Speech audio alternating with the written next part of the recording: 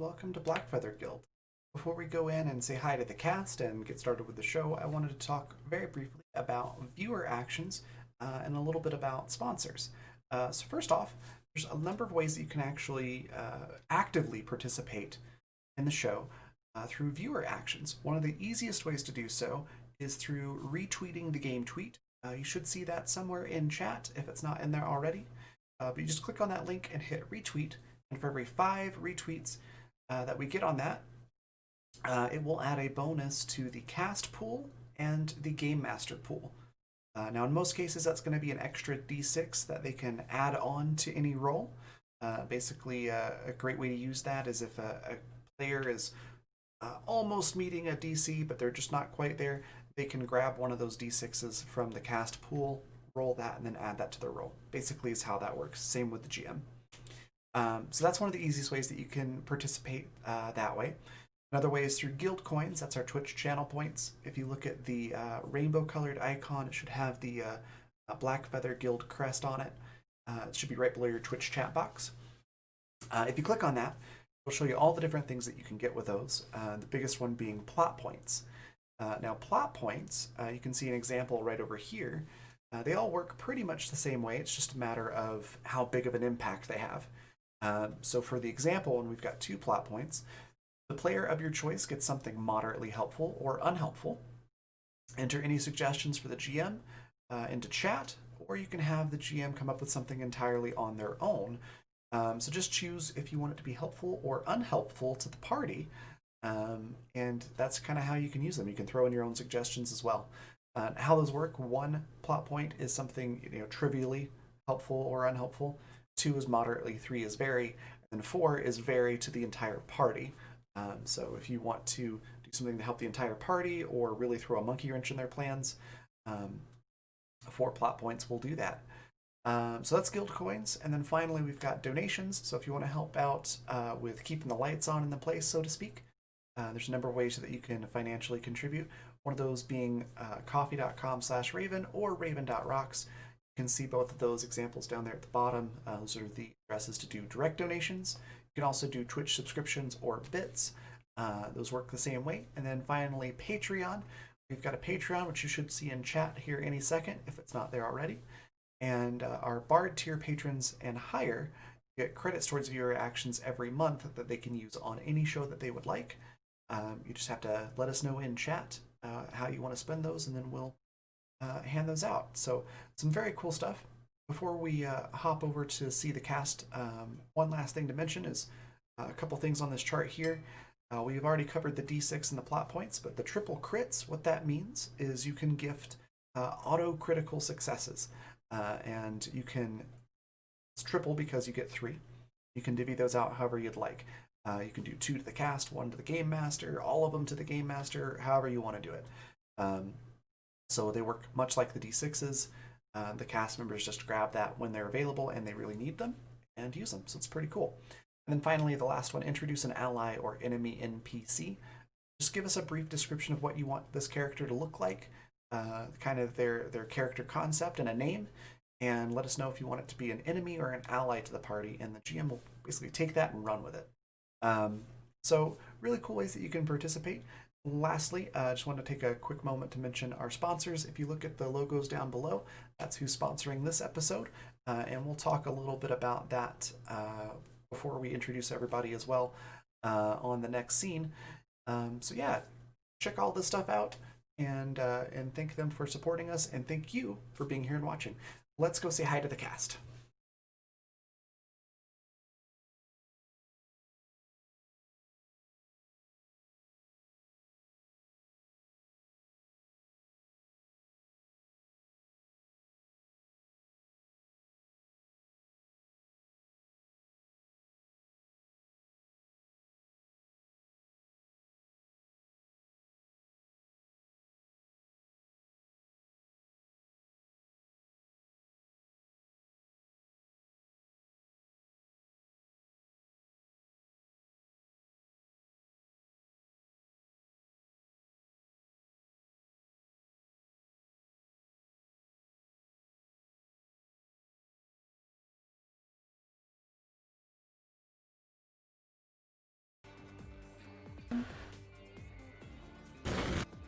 Hey everybody, we're back with the 3rd episode of Hunters of Calamity 2.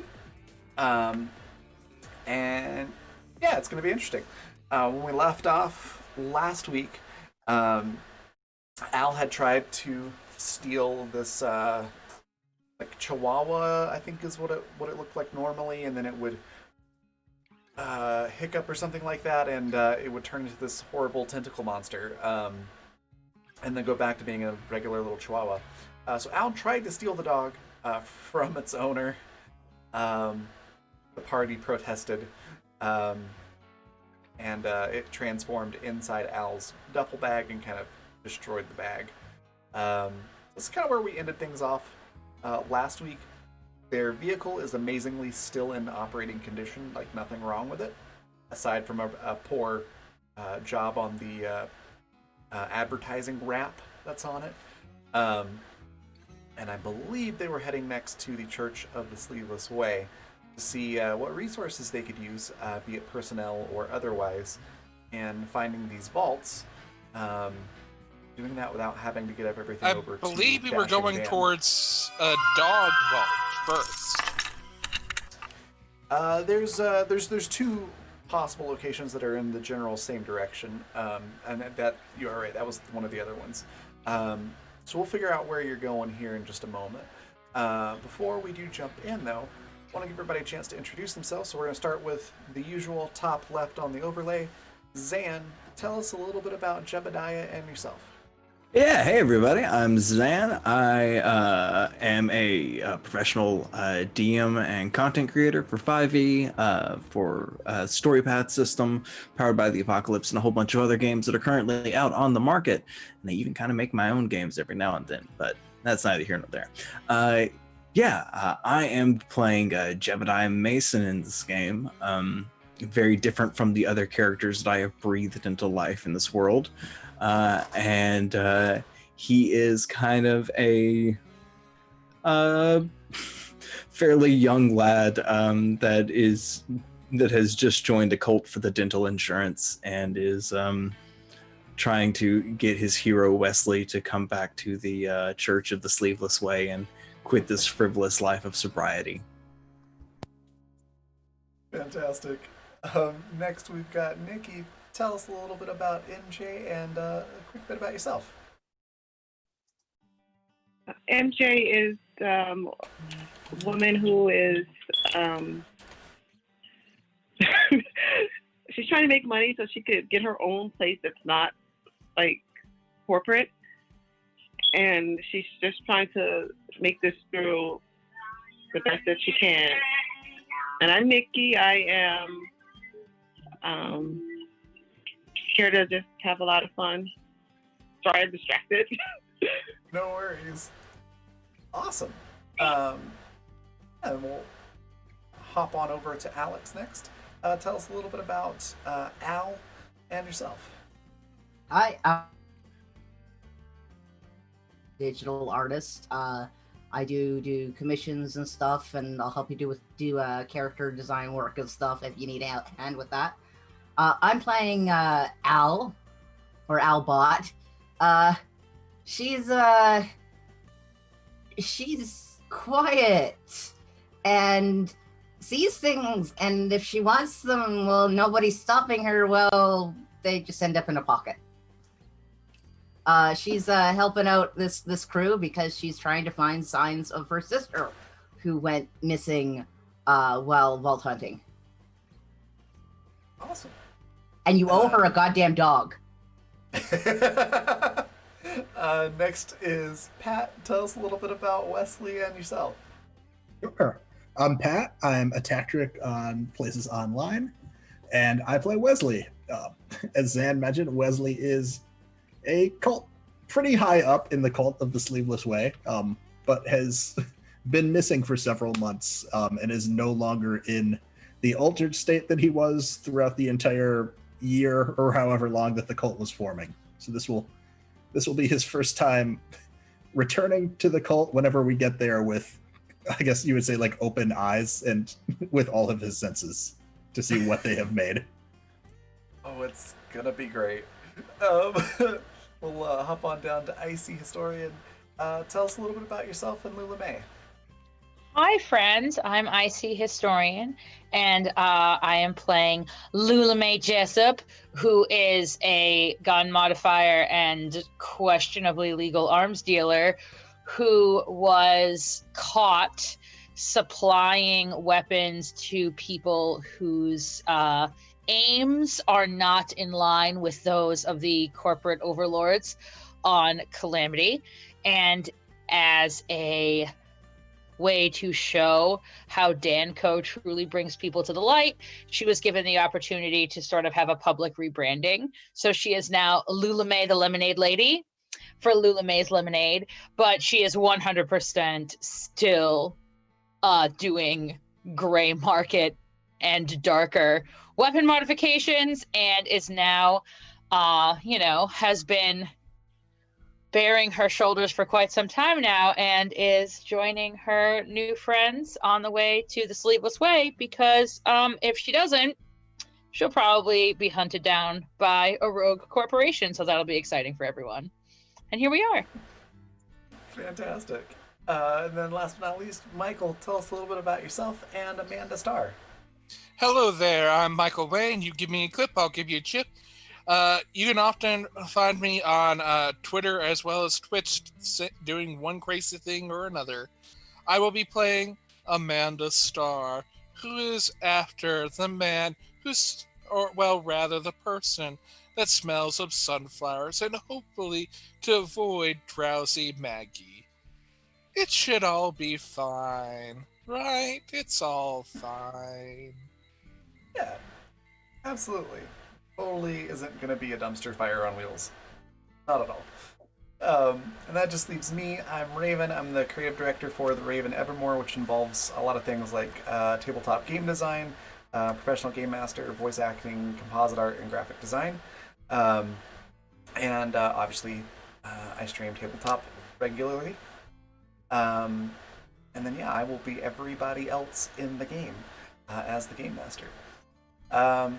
So, we mentioned the recap of everything. Oh, before I forget, actually, we already hit 5 interactions on the game tweet, which I'll toss back into chat here in just a second. So, for every 5, 10, 20, and 30 interactions on the game tweet, something cool happens here in the game. So at 5, the cast gets a d6 that they can add to a roll. At 10, I get a d6 that I can add to a roll. At 10 interactions, the cast gets 4 plot points, so something good happens for all of them. And at 30, I get 4 plot points to throw something extra challenging into the mix. So it's very cool stuff. Yeah, you all have 1 extra d6 that you can add. Currently, you're at 3d6 and 1 crit available. I'm at 2d6 and 1 crit available, just so we know what's on the board. I'm Evil. All right, so you're on your way. Al, I presume, is probably a little bit pouty because of the dog situation. And you have to decide which... Not that you can really tell. She turns her eyes off again. Good point. So, where are you all going to go? The vault first, so that way if we find some enemies, we can run to the Sleeveless Way and hopefully use them to defeat anything that's after us. I mean, but couldn't we do that even if we went to the Sleeveless Way first? Wouldn't, because then they would at least know that we're not enemies. I would think when the fact that we have Wesley, who is very accredited at finding vaults, be proof enough that we were with you, the Sleeveless Way. Right. Think of it. It would be just wonderful, wouldn't it, if we walked in having found another vault? I mean, it would be my first vault. I will not certainly be taking credit for finding another vault, understand. But would it be just wonderful if we could just walk in and draw this whole thing up like a big Christmas bow? If we have Christmas here. And I'm sure, maybe I'm not sure. Maybe that's the point of contention. Kid, what are the chances of them, blowing up our car before I'm identifiable? If we just came rushing back, if we came speeding back, close to certain. Shooting at us. Okay. All right. I may be wrong here, but if you bring to the Sleeveless Way,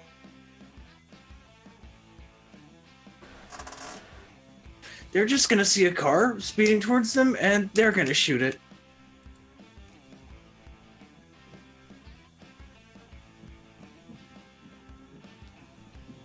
Would it help if I slow down? Yeah, I think it was just if we're being chased back, that may be the point of order. I'm just saying I wouldn't necessarily count on them to assume that we were friends if we're speeding at them. If we're bringing a fight to them. That's all I'm saying. We could do whatever first you'd like. You did not tell me how to change speed yet. Now, what are the chances of them letting us go once we bring back their Messiah personified? Oh, Wesley's not the persona. Is not the Messiah. Wesley's just a high up in the church. He understands the musings of Merc, who is currently left. So he's kind of a mouthpiece for Merc, but he's not the Messiah. That's Sleepsiah. Oh, so Wesley is the angel that allows the Messiah to speak to the people. Since he ran away, yeah. Lula May gives a look as if to say, like, I thought that I was hanging out with a Messiah. She looks at Wesley kind of like, oh, all right, okay. The look she should have been looking at the whole time. There is a line briefly across Al's faceplate. Like, what the fuck am I listening to? Well, I suppose if we cannot necessarily rely on the church to lend us their resources in our time of need, we should perhaps go and make necessary introductions. I'm just concerned that once we get there with such a valuable, albeit not the most valuable member of their hierarchy, that we're not going to be going anywhere soon. And that vault is going to be, found by Tim. Tim. Well, that is a good idea. Though I'm just thinking if we go to the vault first, and if the car blows up, we have something nearby to grab if we're on our way to the Sleeveless Way. About this point in the conversation, MJ, you see a fork in the road up ahead. One goes left, one goes right. Right is towards the church. Left is going to take you towards that location that was marked on the map. Do I go left? Do I go left? Right? Which way, fast. guys? I mean, I suppose we probably go, say our mea culpas or bare our cold shoulders if that's what we have to do. Out of character, I think if we go to the vault first, we actually get a chance at getting into it and getting the thing out. That's my thoughts. Yeah, I'm just wondering, like, how freely, if they've sent someone to get Wesley, I'm wondering how freely we're going to be able to move about if we show up and we're like, here's the person you've been looking for. Did you get to go look at him? Okay, bye. Hey, if we have the thing vault, we have at least a bargaining chip. Like, I'm for vault first because I think whatever else we do with the Sleeveless Cult or Tim or anything else will be a little bit easier after the vault. Well, actually, yes. I'm really glad you're bringing that up. Point of information, fabulous game master. The other location is one of the possible places where the vault could be, yes? It's not like the known location, because we all have maps of different places. Oh yeah, if Danco Incorporated knew where the vault was, they would just go there themselves and send their own minions. We're not guaranteed to find the vault if we go to the I want to say Were Dog, and that's obviously not it, but close enough. Dire Dog, Were Dog. Dire Dog. They have a lot of different names. They're similar to, but legally distinct from Skags. Yes. No, we're like meat fodder. That if we happen to find a vault, then great, they'll teleport in and take it. I think. Pretty Whereas much. If my thought was if we went to the cult first, then we get our own meat shields that we could send in ahead of us. I love meat shields above the table. I'm a big meat shield fan. I still feel that whatever advantage we get from the vault, we lose if we go to the Sleeveless. But the Sleeveless Way will still be there after the vault. So, right. I'd say, that's my opinion, is vault. But MJ is the driver, so they have the ultimate decision. The fork is rapidly approaching, so show of hands, who wants to go to the Sleeveless Way first? 2, 3, 4.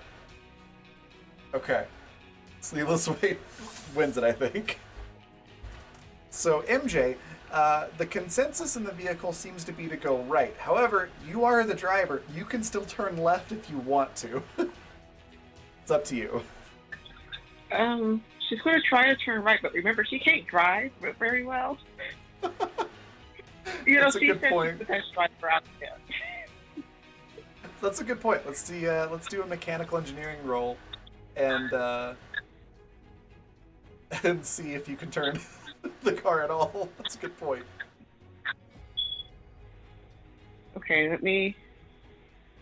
Remember, I'm really bad at rolling. We split the difference and take the middle path. Keep going straight. Yes, the path of the middle. That has an advantage. The Church of the Pisces follow that. So in roll 20, it should be mechanical engineering. You said? Yeah, it should be about halfway down the skills list on your character sheet. Okay. One day I'm going to figure this out, and I'm going to shock all of you. You're totally fine. As soon as you hit your second season, you'll know exactly where all these things are most of the time. Most of the time. Yeah, You overestimate most. my Until people start throwing in crazy plot points, and then, that can give you pause. You'll get it. Okay, so it looks like we got a... we'll take the second one on that one. We'll go with that 21. So yeah, you're able to turn whichever way you want with no problems. You were driving expertly for the moment. Got a 21 that's got like hand signals, like. Yep. Like you turned the blinker on, you did the hand gesture as well. You came down, to the appropriate slow down for the turn. So do you go right or do you go left? I completely forgot, so I'm gonna say right. Okay. So you're heading towards the Church of the Sleeveless Way, which is what the majority voted for. All right. Lulame pats her on the back and says, "Yes, girl, get it, yes!" Meeble, who would ever throw in crazy plot points? Gee, I My wonder. hands are like gripping the steering wheel right now. I take no responsibility to what will occur. Yeah. So you turn to the right, and it's a decent ways before you see anything out of the ordinary. It's, again, a lot of flat road and fields with sagebrush and things like that here and there. And you've got like a small mountain range, somewhere between like a hill and a mountain. It's not super tall, but a little bit more than rolling hills. So this mountain range is sort of parallel to you, to your left, as you're driving down this road.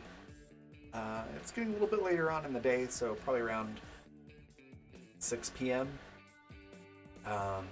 So the sun's starting to go down, but it's still plenty of light. But what happens is when you do turn, there's the road kind of goes to the left a little bit, curves. And so the mountain range kind of blocks your vision of this thing that's revealed for a little bit. But as you turn, it's slowly revealed. And the sun, being where it is, casts these really long shadows, which make things look a little bit more intimidating than they probably actually are. What you see is sort of like giant semicircular wall made of like metal girders and sheet metal. That you can tell there's like pieces of billboard that have made up parts of this wall. Wesley, this isn't the same one, but it looks very similar to a certain bandit fortress that you went to in the past. But it's set up like that, so there's this big wall, and the girders are casting these long shadows on the ground that almost look like dark, shadowy teeth on the ground as you approach. And the gates got this very jagged, not quite barbed wire. It's like if barbed wire were 10 times bigger. So it's more just like cabling with rough razor-like jagged edges here and there all along it. And that's on the top and bottom and sides of this gate, which looks like it lifts straight up. And when it does lift up, you can tell there's enough room, or I should say, as you look at it, you can tell if it were to lift up, there'd be enough room to get the Jeep through without any issue. And you can probably see just the tips of some buildings inside of this wall, and all of it juts up against sort of a sheer cliffside of the mountains that are right behind it. And there's a big sign that says Church of the Sleeveless Way, now accepting new members, services on Sunday. And it gives you a time. But the gate to the wall is currently closed. Mr. Wesley, sir, do you remember the secret greeting? There's a secret greeting. Yeah. like for everyone? Like, did I need to know it, or could I just like go places? Because I don't remember. No, I mean, I know nobody's expecting you right today, so I mean, if you knew the greeting, it would help. But I mean, it's okay. You can use my greeting if you want, or I can use my greeting, and we should be able to get in sometime. May I make a suggestion? You just go, hello. Oh no, they try to shoot people who do that. They don't trust that. Okay, then what about fuckados? No, it's fine. Kaloo, Wesley's come back today. What? My name is in the code. Well, no, this is a special emergency code. Did you just make it up? You wouldn't believe me if I told you yes or no, so I don't understand. That's a yes. You hear some commotion from behind the wall, and then Wesley, a familiar voice that says, "Ha ha! It's probably an imposter, Wesley! Go make sure!" How are you gonna make sure? Do I have permission to punch this person? Allison is kind of quietly getting up and unslinging her rifle, just in case. It's all LeMay happening. has touched up her hair and makeup and like is looking every bit like the Southern Belle who is ready to entertain guests. Okay. This is all sort of happening behind the walls. You can't really see anything. You just sort of hear it.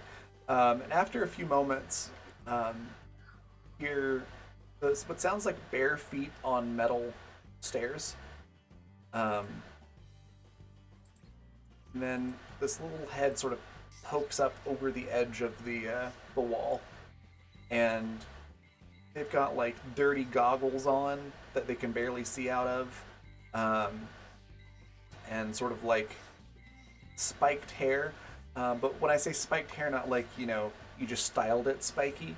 Like there's tiny little clumps of hair that just stick straight out, and everything else is bald.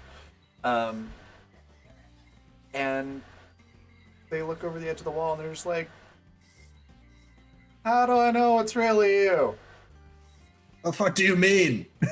Let me in. What am I supposed to say? "I've never met Wesley, and the sleeve Saya said to make sure it's you. How do I know that's really Jebediah? You could be a clone." I don't know your relationship with the kid. Get that little robot out here. He knows me. Would it help if that we will hurt you if you don't let Wesley in? He's just like, "Oh, I wouldn't repeat that too loud. Sleeve Saya can get kind of angry." Yeah. You remember I mentioned a little robot with like a big piss off mace that would bash me in the face? Maybe that's who I was talking about. That sounds like someone that would be a joy to fight. Okay. Well, Sleep Sai is unparalleled Really in the looking for a grounds of fight that combat. hard?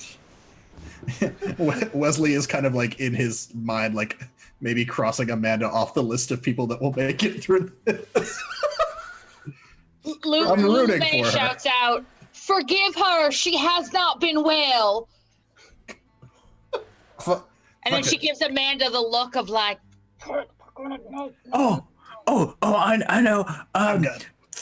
No, it's great. Tonight is I know the cafeteria menu for today. Does that Cafeteria count? menu is a closely guarded secret. Is it Taco Tuesday? No, it's not taco. No. It's not even Tuesday. It's Tuesday. Tuesday, It's the always second Tuesday in day of the Blackfeather Guild. week. The menu Tuesdays are when tonight you eat tacos. is it's baked macaroni and cheese with little sausage weenies. Ha! Wrong. It's macaroni and cheese with little sausage. Oh wait, that's what you said. That is a pretty closely guarded secret there. It's probably them. Go ahead and let them in. And there's a really rusty clackety, sort of sketchy sounding crank that's being turned, and this gate is could really use like a case of WD-40. It's just screeches and scrapes, and it's like scratching two big metal pieces together as it slowly lifts up. You guys be cool. Like, I told him you were cool, so please be cool. Like, don't embarrass me, guys, please. I do not think that is impossible. The only one who can embarrass is yourself. Lula May leans over to MJ, her new best friend, and says, "Darling, I want you to know, no matter what, it has been an absolute joy to get to know you. And if there is another side, I feel like you and I will be able to get to know each other much better then. And maybe we'll all drive well there, because she is 100% convinced that there is no way that she's gonna live. So she is making peace with the universe in this moment, and she just pats her hand. She says, "You've done a great job driving. I don't want you to think any of this is your fault. This may be just the plan. Perhaps, the bare shoulders want this for us." And she just sort of nods as going in, preparing 100% to meet her death. Al is leaning over towards Jebediah. Hey, Jebby, they got dogs here?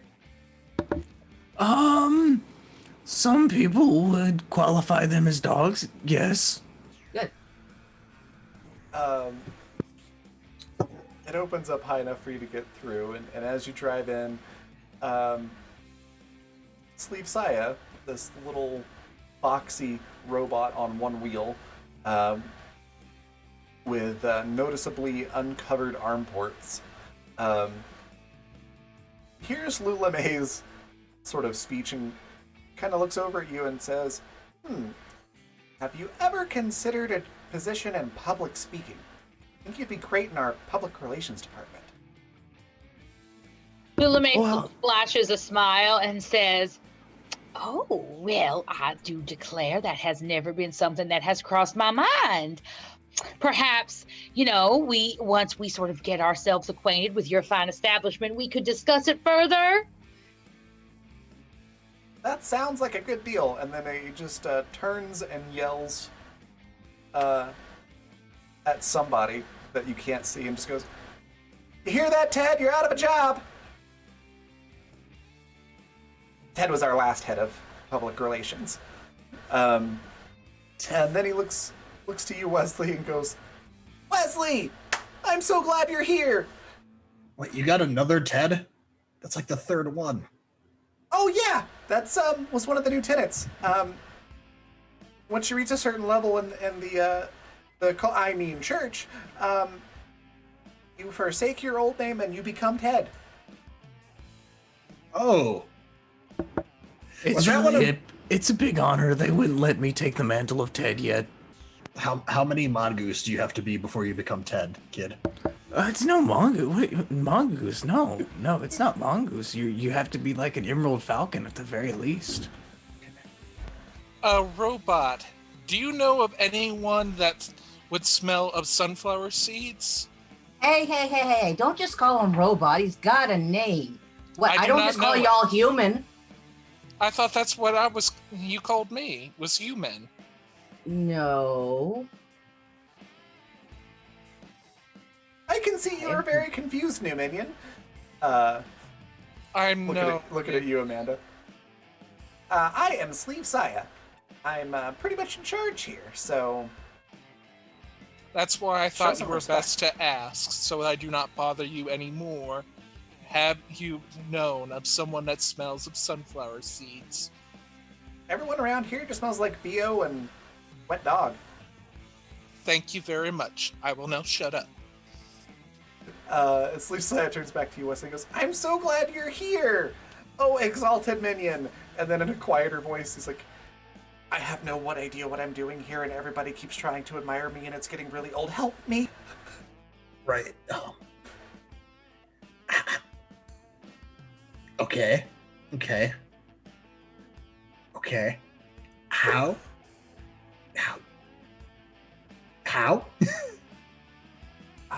Just take over. Like, all of this?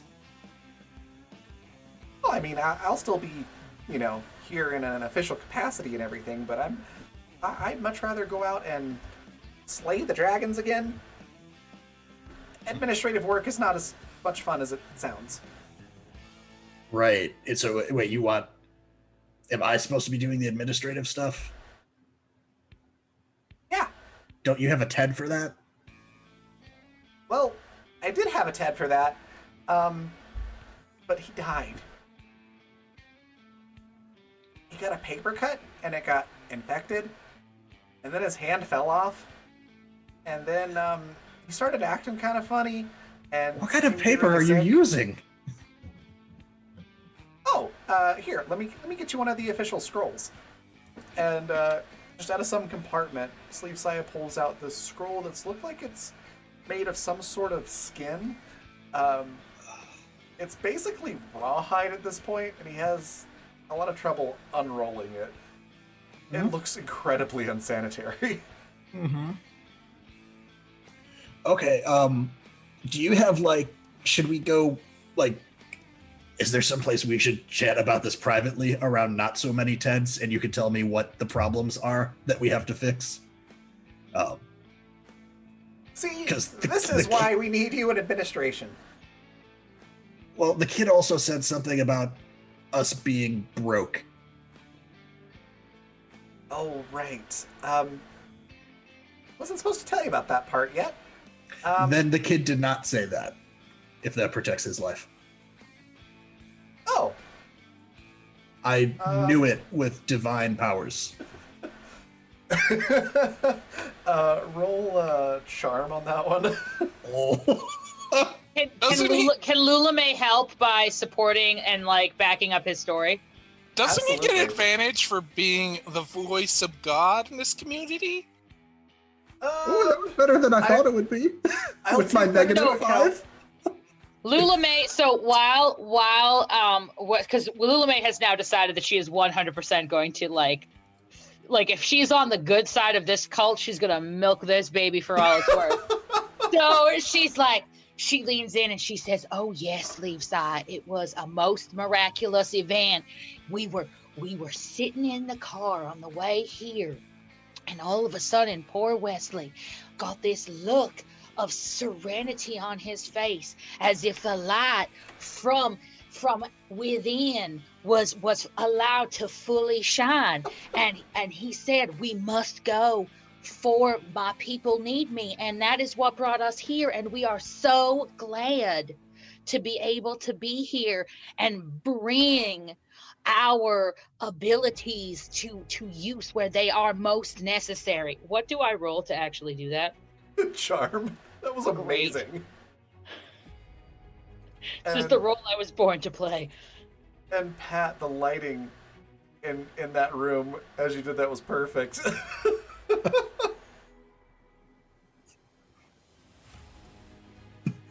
21. Okay. Oh, So all right. I love how we both rolled the same thing for those rolls. yeah. So Wesley, you're not very convincing, but Lula May just steps in and absolutely sells it. And Sleeve Saya goes, "Oh, okay, that makes sense. See, I think this is good. This is good. This is great. This is cool. See, Wesley here's not the greatest at public speaking, but clearly is the best at planning. Yes. Miss, Oh, Renee. she sticks out her hand and very dainty, and she says, "Oh, darling, I'm pleased to meet your acquaintance. I am Lula Mae Jessup. You may know me from Lula Mae's Lemonade and 100% absolutely not at all anything else." right. And she puts her hand up as if the tray, when she's in the poster that would be to have the tray of lemonade, and does the little pose. Miss Lula May, how do you feel about the name Ted? Now, darling, I do think that we should preserve the sanctity of the rank of Ted and leave that for those acolytes who have Lula May decided for to High take Ted. that particular path. And I'm just going to go by Lula May if that's all right with you. Yeah, we'll put a pin in that. We'll circle back around later. Thank you for understanding. It's kind of the branding thing. You know what that's like. Not really. This is why we need you. Wesley, we should have that private conversation. Ted here will help your friends, get settled. You see this look of like terror on Wesley's face when he realizes he's being pulled away individually in here. Ted, do you know of anyone that smells of sunflower seeds? About 5 different guys all turn around and in unison go, what's a sunflower seed? Thank you very much, Ted. Well, starts wandering off to check this place out. Before the Teds lead them away, and before Wesley is led away, he'll go up to Lula May and just, now listen, I don't know exactly what's going to happen here, but I do know last time I came in here for the first time, or met the church for the first time, I didn't remember like the next year, and whatever I have to do in this place, I need you to make sure it doesn't last a year again when we get out.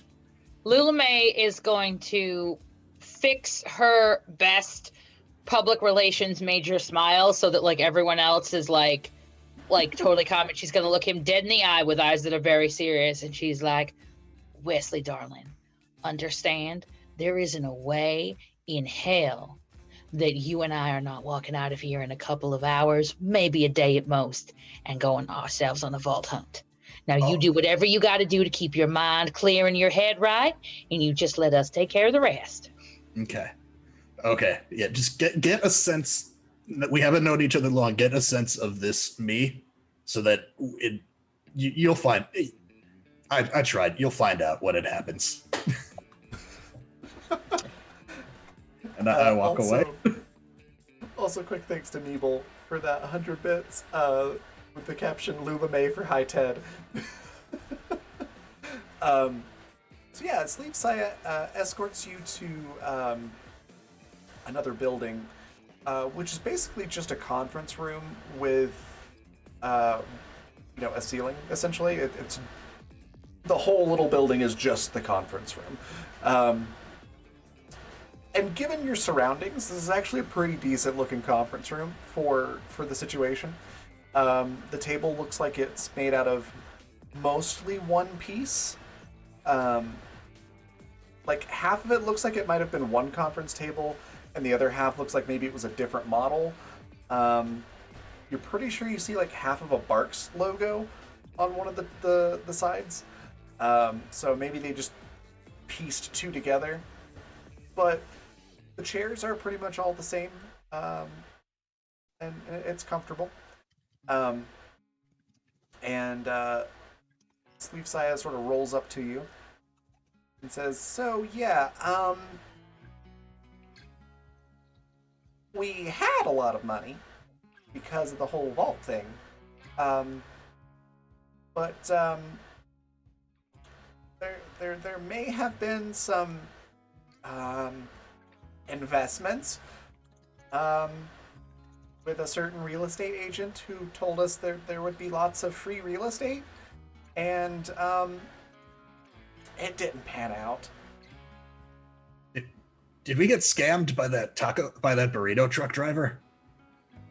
Scammed is a strong word. But accurate. They sell real estate and they promised us free real estate? What happened? It was all through a process of different tiers and platforms, which incidentally is kind of the system that we adopted for our membership now. So, not all bad. Something good came out of it. Would you call that system like pyramidal in nature? No, it's not a pyramid. It's more like a 3D triangle. Yep. Mm-hmm. Okay. Okay. So, where are we in terms of any resources? I guess I don't have to ask about food, because if I remember the recruiting that we used to do, I seem to remember that they would always find food, sometimes among themselves if necessary. Yes, we did solve the open cannibalism problem. Okay, good. We have lots of canned meat now. And the canned meat is from... That's not to ask. Okay. And Merc is gone. No one knows where. Yep. We haven't heard from the high leader Merc in quite a while. So yeah, we have lots of human resources. Membership is way up. Money, not so much. Are we paying people now? Because the kid kept talking about a dental plan. Oh, that's just sort of leans in a little bit closer and goes, that's just quote unquote Dr. Ted that operates out of the back. Also, why the hell did we name everyone after Ted? Ted was an asshole that wanted to eat us and then haunted me. I don't know why he became a point to like rally around. Oh, not that Ted. These Teds are named after Ted Jr. Okay, where's Ted Jr.? Zan, did you say mention something about where Ted Jr. went off to? Merc took him with, session? right? Oh, I mean, I'm sure I did, but I say a lot of things, Raven. I think he said he might have been Merc's personal chauffeur for whatever this spiritual journey is.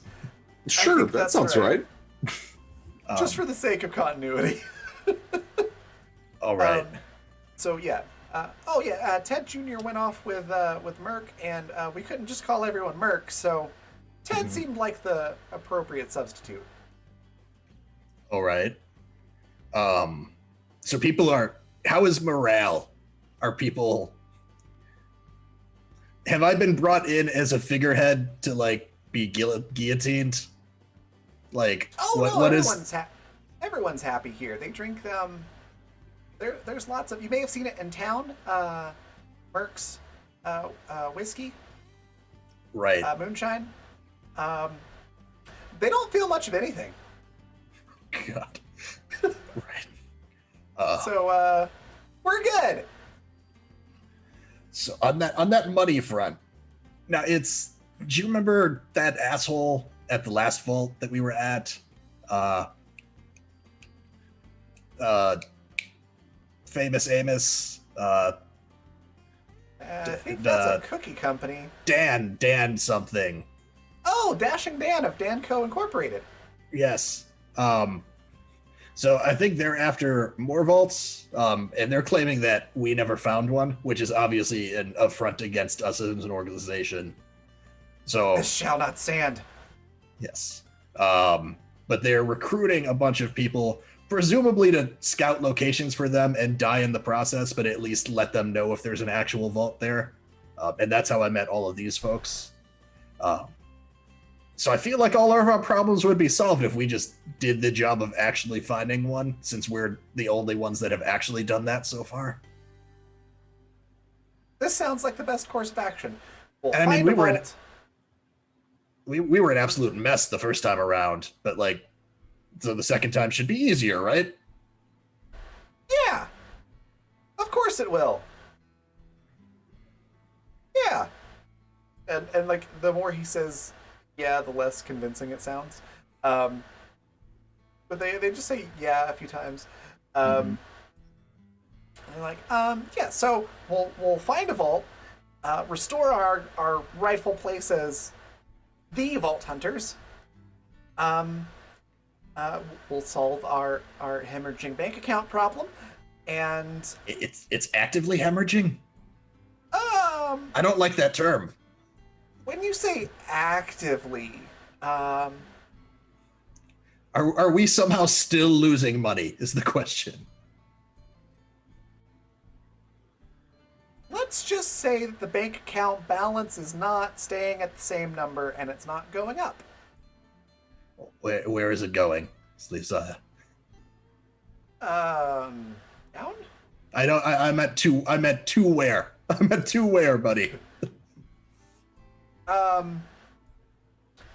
Well, we're not in debt yet. So, good news. Oh, so we haven't had to sell off the sacred artifacts. So Oh, goodness, no. We just sold So- a couple of Teds. do we still have those To- magic vault to- vault To the finding meat sticks? factory. We don't condone any sort of, indentured labor. Just, we sold them to the meat factory. They were already dead. I will not ask any further questions about that. Good plan. So those like vault finding sticks that we had before, do we still have those? Because that would just make things a lot easier. Oh, yeah. But Merc took them with him. Oh, fucking course he did. Okay. All right. I think at least can we like borrow some Teds, like some squishy Teds that would be willing to walk in front of us into danger? Oh, you want meat shield Teds? Of course. We've got like I think it's still a dozen left. Just make sure when they do die that you save the bodies, because I mentioned that lucrative thing about the meat factory. Completely unrelated to the canned meat opportunity that I mentioned previously. Yep, that's why I didn't ask. That's why I took note of those two supposedly connected things and did not try and draw a connection in my mind. They seem connected, but not. Mm-hmm. Now it's why you've got me here. Since we've got a few leads on places to check out already, but while you've got me here, is there any kind of... Does me being back here require any kind of like religious service bullshit that I need to do before we can leave? And by bullshit, I mean with the highest respect for our religion. You must consume the grenade. That's what I'm worried about. that's the if Merc were here, there probably would be some elaborate, painful ritual to go through, but since he's not, hold on. And, Sleeve Saya just pulls out this, like, it's like the microphone that you'd see on, like, a ham radio. And there's, like, this little feedback noise as loudspeakers all over the compound make the little feedback thing. Goodness. I have no idea what's going on upstairs. That was loud. So there's some feedback noise, and then a very tinny Sleeve Saya voice comes across the speakers. Attention all Teds and potential Teds. This is an announcement that Wesley is now the High Ted, in charge of administration. Also, Ted has been fired from public relations speaking, and we may have a new Ted to put in that Ted's place, though they will be the Ted known as Lula May. That is all. You put the little microphone back inside their compartment. There we go.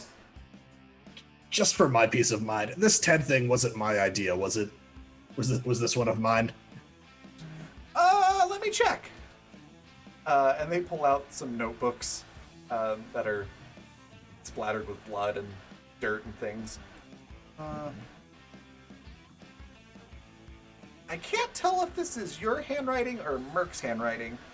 And they hold it up. Well, it's in blood, so that does not narrow it down. Not really, no. No. The page is intact and not full of acid holes, which does lean more my way than his. That's what I was thinking. I don't want to know. It's fine. So okay. Good talk. Good work holding stuff down here. Um, we should probably go rally our group that's going to save our religion before our religion does something terrible to them.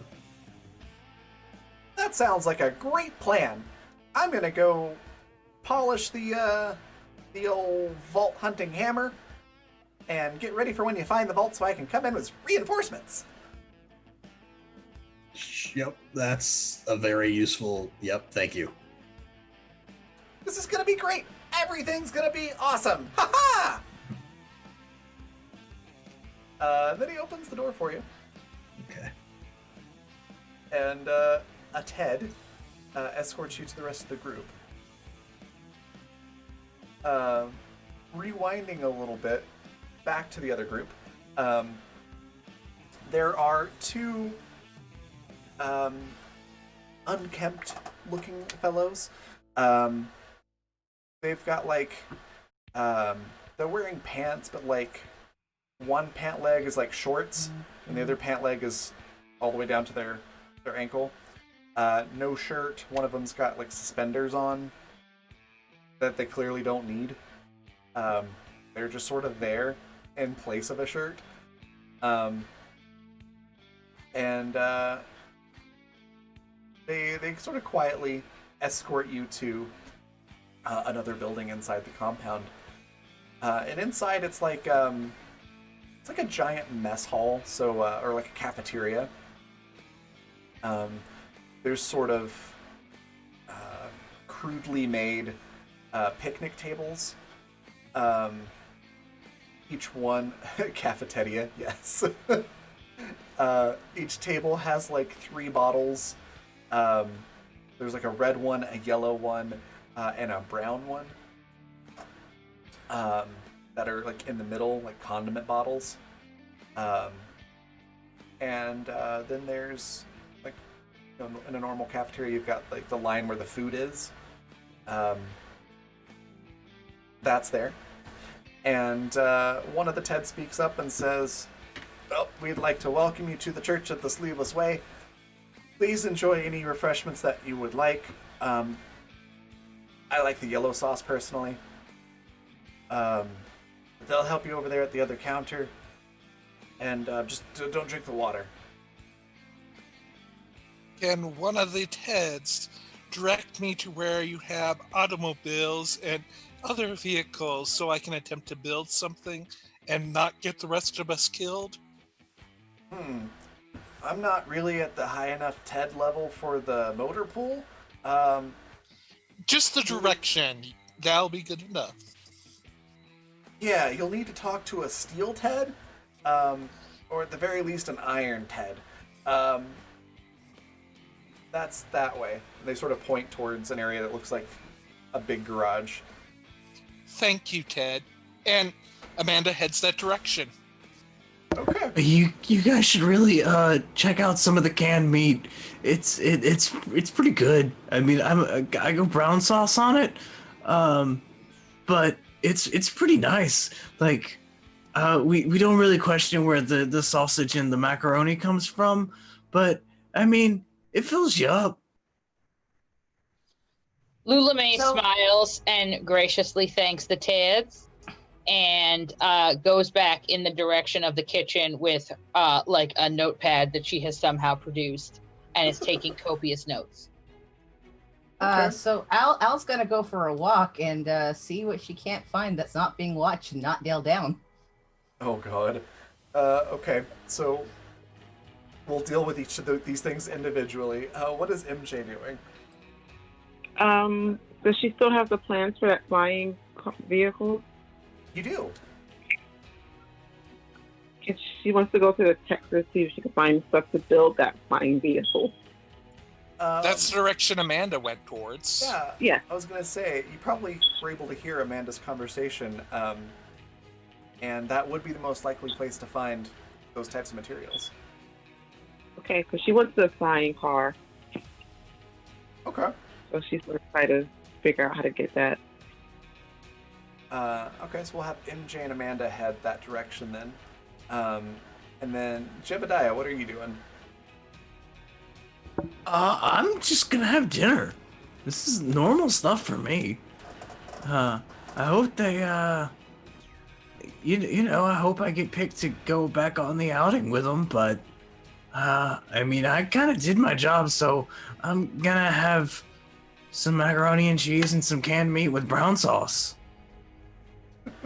All right. I'm gonna try to avoid getting a wedgie, though. I feel like in this environment, that's something I have to be specific about. Okay. So you're actually a little bit early for the normal dinner time. So there's not really many people in the cafeteria, but since you're with the group Jebediah, you're allowed to get food early with them. And all of you can kind of smell that the cafeteria and the kitchen. It smells vaguely like Kraft macaroni and cheese and spam, but like fried spam. So Speaking my language. I was gonna say it's not an unpleasant scent, but yeah, that's basically what it smells like. And Lula May, as you head into the kitchen, it is a health inspector's nightmare. Nothing looks very sanitary, but on the plus side, almost everything is in a can before it hits a plate. So Lula May is like looking every bit the like efficient manager, and she's just kind of like taking stock of the types of supplies she sees and introducing herself to the various like cafeteria people in the way that, like, you know, if like a new manager is at a company, they always go on like a really awkward tour, and the people in a department that like will never interact with that person have to be like, oh, we're so excited, this is accounting and you're the head of like softball and also like parade equipment, so cool.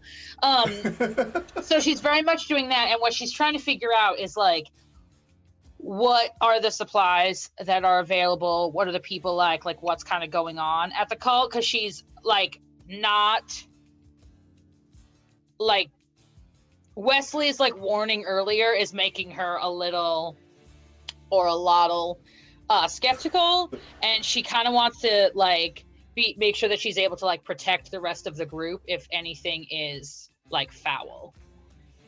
Okay. Here. And she's also like you know, wanting to let her new position be known and like get in with the Teds. Okay. So she's flashing her smile and like she's totally ignoring how gross it is. And she's just like, oh, y'all are doing such a lovely job. Oh, you know, I feel like there is something real beautiful about a sleepless life, don't you?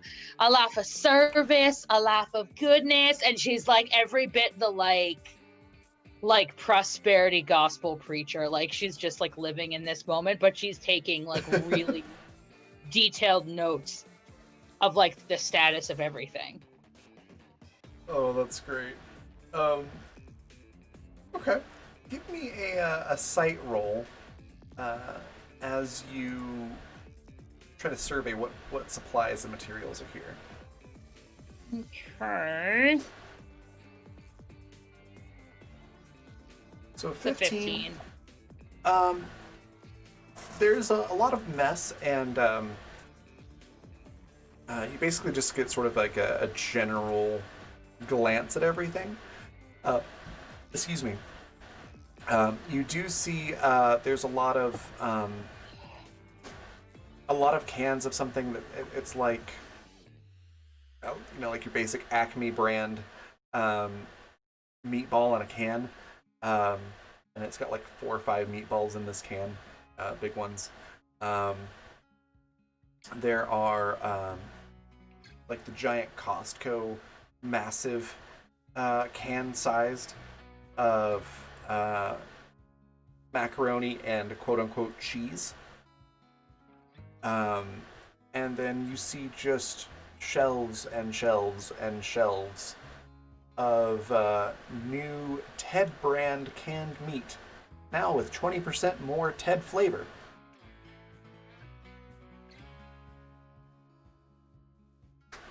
Lulame kind of like swallows a little bit and like takes note of that, and like is gonna make sure to find a way to gently nudge her compatriots away from, not like obviously say anything because she knows that that'll get them outed, but she's just going to take note of that to try and make sure that either no one consumes it, or if they do consume it, that they never know what it is.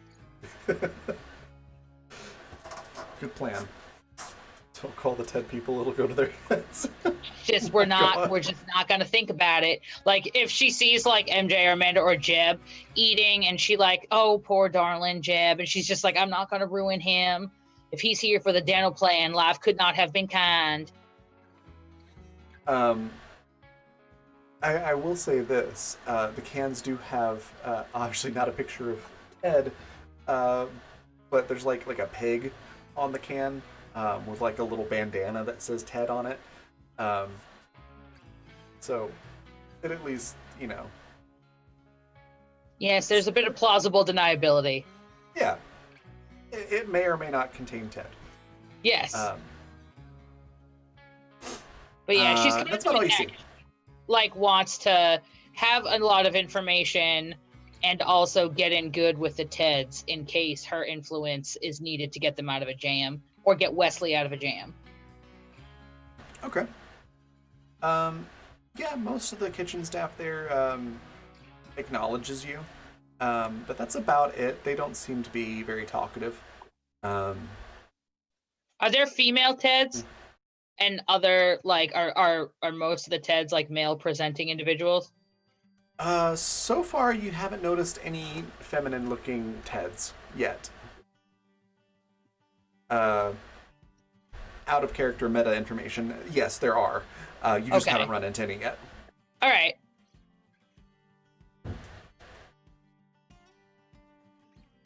Fabulous. So yeah.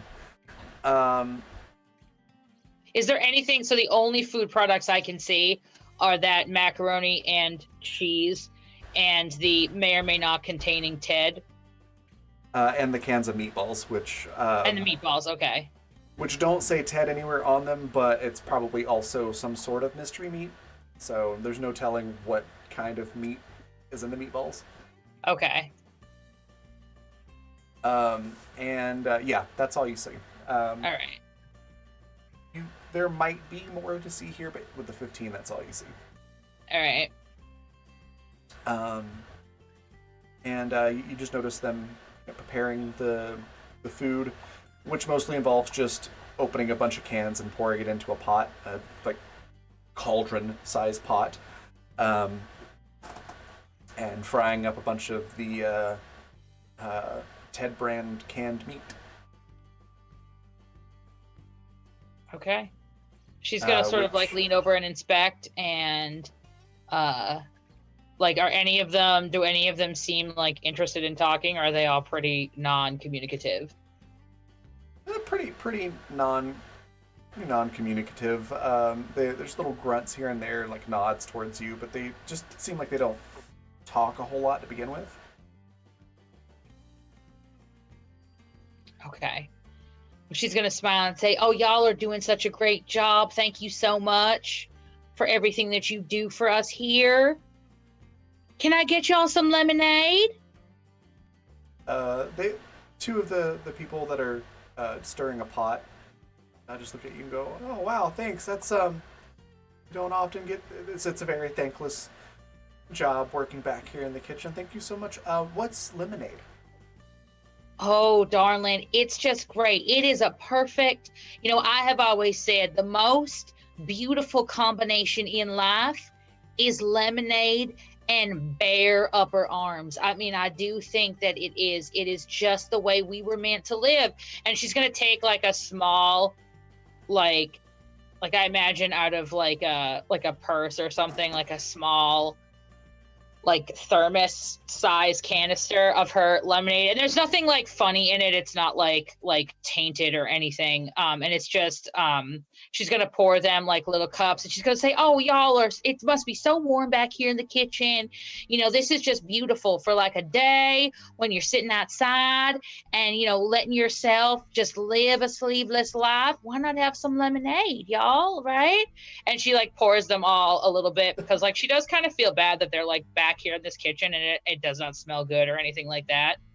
So yeah, and it is like good lemonade. It's not, gross. It actually doesn't smell bad in the kitchen. It smells like I mean it's still canned food, but it smells like food and not like like spoiled meat or anything like that. Oh, okay. I thought There's when we just- talked about the health inspector part that was also implied. I'm sorry. There's just like a lot of like empty used cans that are just sort of sitting around, and nobody's wearing gloves or anything like that, and yeah. Okay. Well, as she gets them lemonade, she's gonna be like, I'm just gonna, you know what? I'm gonna help clear some space for y'all. And she's gonna start like she has to do in her like totally not a front lemonade shop. She's going to start like helping them kind of tidy up a little bit, and seeing too, like again, if there's anything that could be like useful, like could the cans be turned into something, anything like that.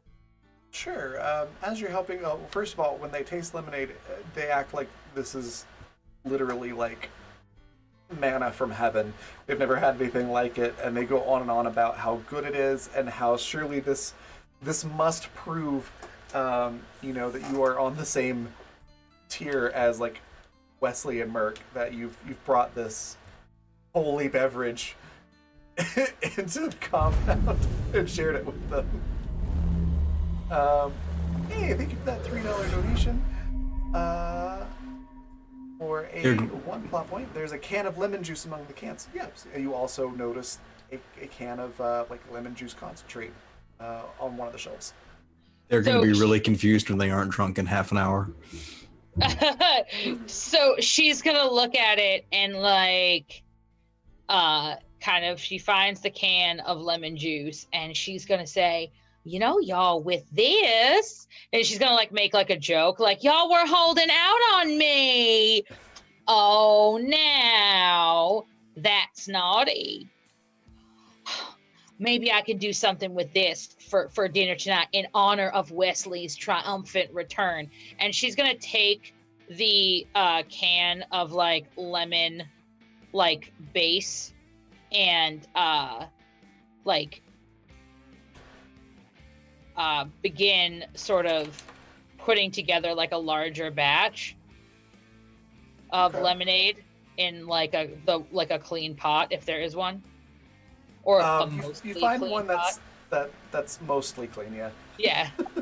If you squint, it looks fine. Yeah, you're able to mix that up. There's actually a lot of sugar here that you find after further inspection. The water doesn't look like it's the most sanitary. Yeah. So. She's gonna set water on to boil before because I imagine like she cleaned it off, so like there's a little bit more space to work. So she's gonna be like, "Yo, I just need one burner. I do fine." And she doesn't want to like tell them that it's because their water's gross, but she's like, y'all, I just I find that if you purify the water, the lemonade will purify your heart. They are treating everything you say like it's scripture. One of them's like writing this stuff down, and one of the others is like, "You can purify water? What witchcraft is this?" Yeah. You get the impression that these folks were probably literally raised by wild dogs, yeah, this is very new information for them. So more and more Teds come to the kitchen after a while as you're doing all of this, and you just have a little audience there that is hanging on your every word at this point. Yeah, like she's gonna sort of, I imagine, like a montage, right? Like of her like getting to know all. Like it's very much like a bastardized version of the getting to know you from like the King and I, right? Like she's like, Yeah. oh, and Ted won. Like what? Oh, that's. Did you draw that? Like she's like that, and I imagine there's that montage as she's making lemonade and like slowly tidying the kitchen. That's amazing. And yeah, so that goes on for a while. So we'll hop over to MJ and Amanda. And Al, are you heading in that same general direction, do you think, or are you just trying to stay away from everybody? She's preferring nobody try and stop her from doing what she does, Okay. which Then, this crew has already proven will do. yeah. In that case, give me a blend in roll and a sight roll. And we'll, Okay. while you're doing that, we'll head over to Amanda and MJ, who have arrived at the motor pool. It's like an airplane hangar, kind of a building, with a big garage door that's pulled down. And there's a female presenting Ted, sort of like in a, like, sort of tight tank top type outfit with cargo pants. And she looks pretty buff. And she's got like a punk hairstyle. And a necklace, like a choker style necklace with like the pull tops from some of the cans as like little charms coming off this. Looks like she could probably break, maybe not Amanda, but could. She can certainly try. Yeah, could probably break Jebediah in half. Put it that way. And she's just standing there with her arms crossed in front of the building.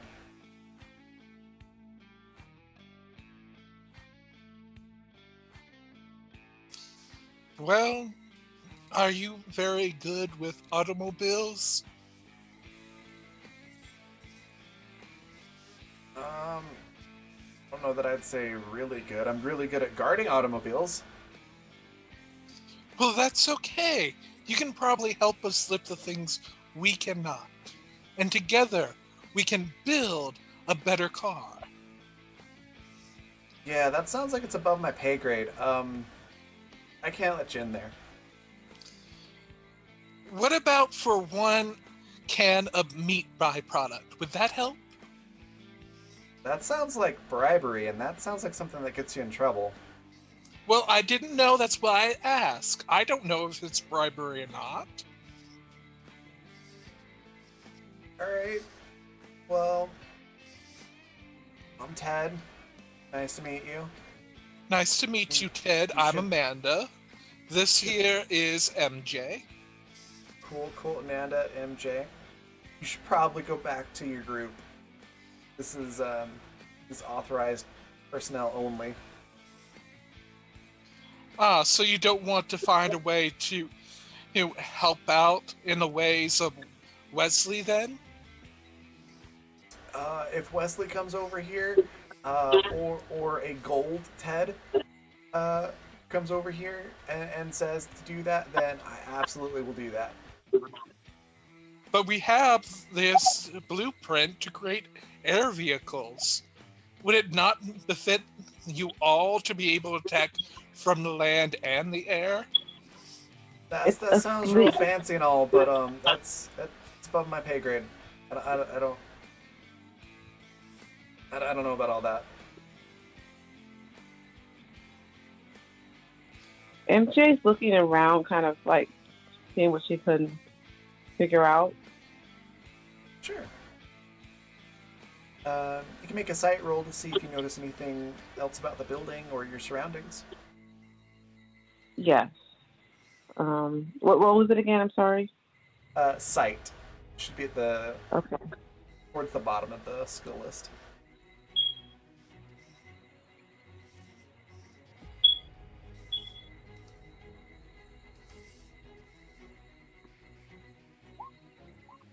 I don't know why it rolls twice for me. I just hit it once. I swear. That's odd. Oh, I believe you. Well, it's only showing me the one roll on my end, just the 6. Okay. 4 plus 2.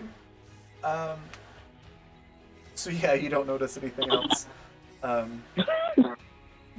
It's just doesn't seem to really be any windows. It's just this big hangar-looking building, and a very imposing-looking guard in front. I have Okay. a bad idea, MJ, but I think you being the brighter of us probably should go first with whatever idea you have. So she's just going to shake her head really like she does not approve and like look at the plans and look around. You know how sometimes like managers will come in and somebody's just looking like they're having the worst time. They hate everything that you're doing. Uh-huh. She's that person. Okay. Do you want to add into that you start getting irate at Amanda for all of this, so that Amanda can play into Yes. Yeah, she's Okay. probably shooting some looks. I can't look mad right now, but yeah. Well, I'm sorry you did hear Ted. Like, I'm doing my best to facilitate Wesley and to help you out, MJ, but Ted here, they don't seem to want to. It's above their pay grade.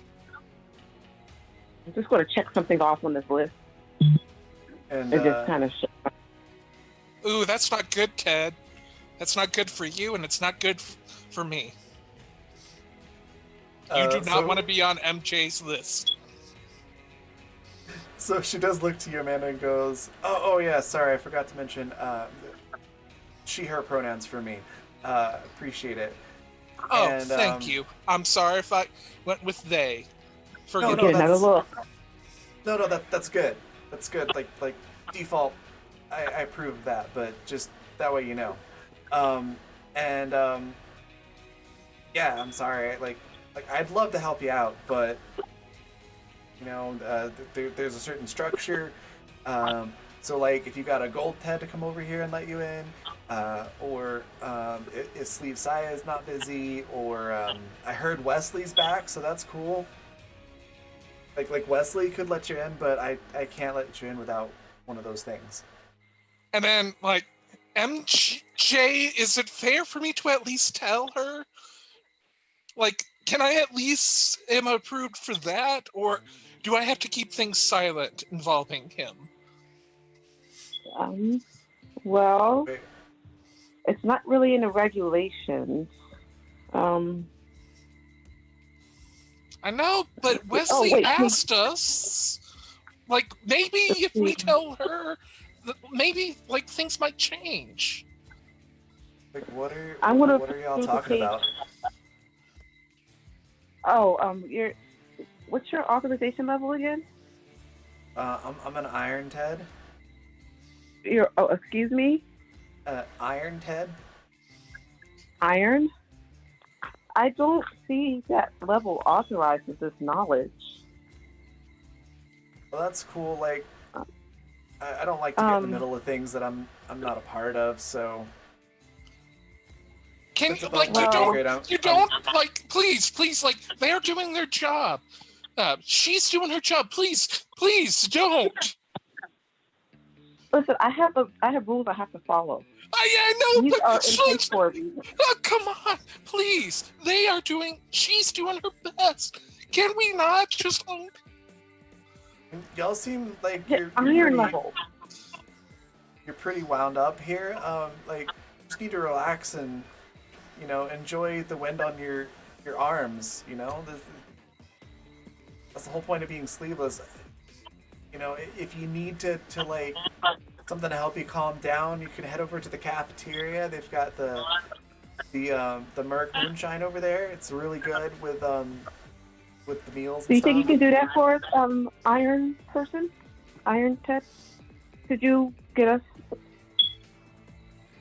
help this poor person, please? Yeah. So You Hey. just what you want to do. You don't even have to make any turns or anything. You just turn around, walk No, I need straight you to towards do that it. Okay, building. I have to. Oh, I can't I leave my have to post. check off this list. Or Well, can you send someone, please? well, Right if now? how about a compromise? Since you are needing to get them, what if, as you get the authorized person, I stand here until you return? So that way, at least the position's guarded. No one can be upset. MJ, you don't have to be upset with them, and all this can work out reasonably. She doesn't have to get in trouble. Make either one of you can make a speech roll, and we'll see if you're convincing enough. This feels very much like a let me logic you into leaving. I have 4. What do you have? Speech? Yeah. Yeah. I have 5 in that. All right, go for it, Okay. Amanda. Let's see how she fails. Quick reminder: you do have a crit and 3d6 available if you need it. 15. Okay. So a 15's not bad.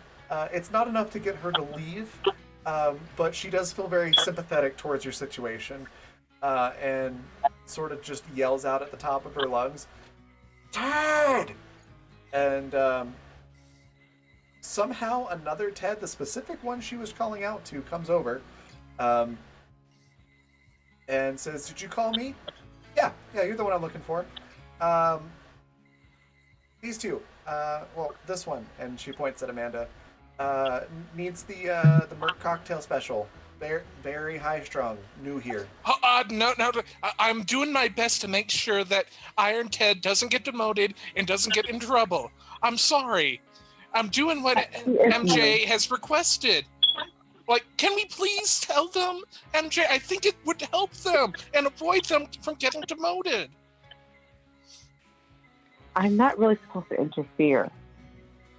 I mean, I'm cool if that happens, because, like, the demotion from here is guard duty out in the fields where people leave me alone. So, like, that actually would be a promotion for me at this point.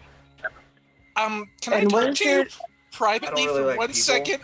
Please, like, don't get them in trouble, please, MJ. They're doing their I was best. just gonna write. I'm just gonna write their name down. Oh That's no! all. Oh no! Oh no! Oh no! And this Ted, she just looks completely nonplussed at all of this. Like, that's cool. And Amanda gets up close enough just so that she can whisper into Gold Ted, I believe you said was the higher ranking one. That was the higher rank that she mentioned, but the person that ran up is just like a grunt. They're much lower rank. Okay, then into their ear, Amanda says, last person that didn't agree with that became, well, they were turned into a can, so it's very wise not to upset MJ. They're doing the work. Let me get a Please. daunt roll from you on that one. Oh, and this is, I only have a 2 in. Alright. 10? I'm guessing a 10 is not good enough. Yeah, they seem a little bit shaken by that. Like, they're like, oh god, that sounds awful, but I'm more scared of her, so no, I can't help you. I can take you to the cafeteria. Will you please get me a beverage from the cafeteria Sure, do you check need off the rest of my list? the Merc cocktail special too? No, Okay, but I need you to get my beverage right now, please. What do you want me to bring you back to drink? What do you think? I need you to go get it, please. Okay, cool. And they just Thank you. start. I'll be waiting here. I'm just going to check off a few more things. That's cool. And they look at the security guard Ted, just like help me look on their face before trying to escort Amanda towards the cafeteria. Okay, like, Amanda looks straight at MJ like, I got a very bad idea is being communicated with their eyes to you. Like, that's my only move here. Do you have any other option before I do my bad idea? It's all being communicated through their eyes to you. She's going to be like, no, she has no idea what she's doing.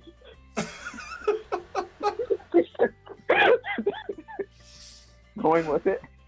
Okay, then Amanda is going to, like, as kind of like look like they are being guided, is gonna try to hit like the back of their spine, kind of like a couple of pressure points to hopefully have them go limp. You are assaulting my employees. Okay. Go ahead and make an attack roll. Again, You're insulting since they are Zan's using, employees. like, again, correct me if I'm wrong, because this is using life magic to do so. That would be that key attack roll, correct? No, because so like we were saying before, like the kinetic magic is going to be like your martial arts attack things, and then life magic is more like your cleric style healing stuff. But you can use life magic to do like a life drain, like a life steal. Yes, enough that it just like pass out. You'd have to get them to like 0 hit points to make them pass out. But you could try. I'm gonna try. Okay. Go ahead and make an attack roll. Let's see if it hits first. Okay, I just wanted to make sure, like, this is magic one that they are trained in, because they're using light magic, correct? Yeah. So go ahead and make a magic attack roll. So 17, is that good enough, or do I need at least a 20? Well, let me roll for Grunt Ted here. Yeah, and again, all like they are trying to do is just he gets limp. They matched, so that's going to be a re-roll for both of us. Let's go ahead and roll again. 21, much better. And they rolled way lower than that, so that's going to be a hit. So go ahead and roll magic engineering. We're going to see how effective this is.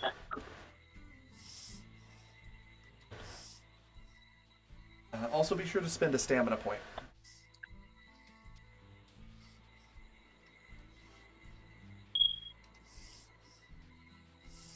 Done.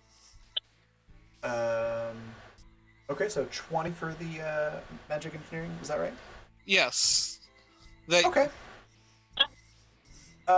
You're able to drain like a D4 plus your stamina modifier, or your stamina score rather, worth of hit points.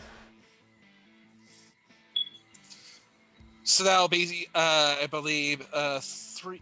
That'll be 9. 9. So if you are down hit points at all, go ahead and heal up to 9. Otherwise, if you're already at max health, those just kind of go away. Yeah, does the grunt start to go limp and start to kind of like almost go a little dizzy? They start to feel or look kind of pale and feel kind of cold, but they don't pass out. And then let me just check something here. I can get my dice back out.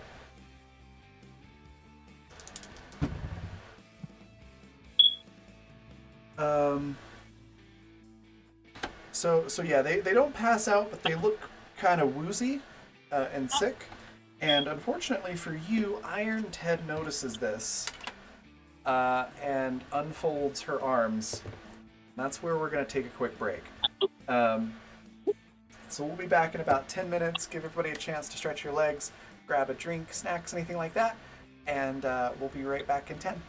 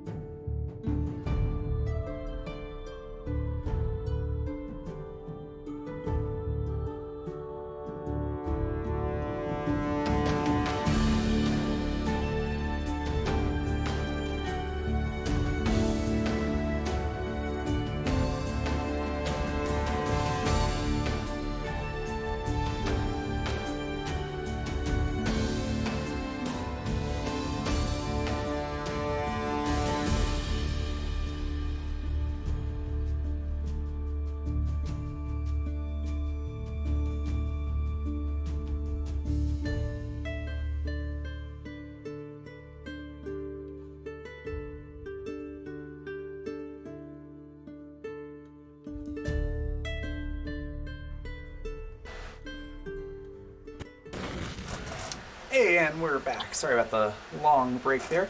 But we are back, and yeah. So, as I mentioned, the Iron Ted noticed what was going on and uncrossed her arms. And she looks to MJ and goes, might want to control your friend here.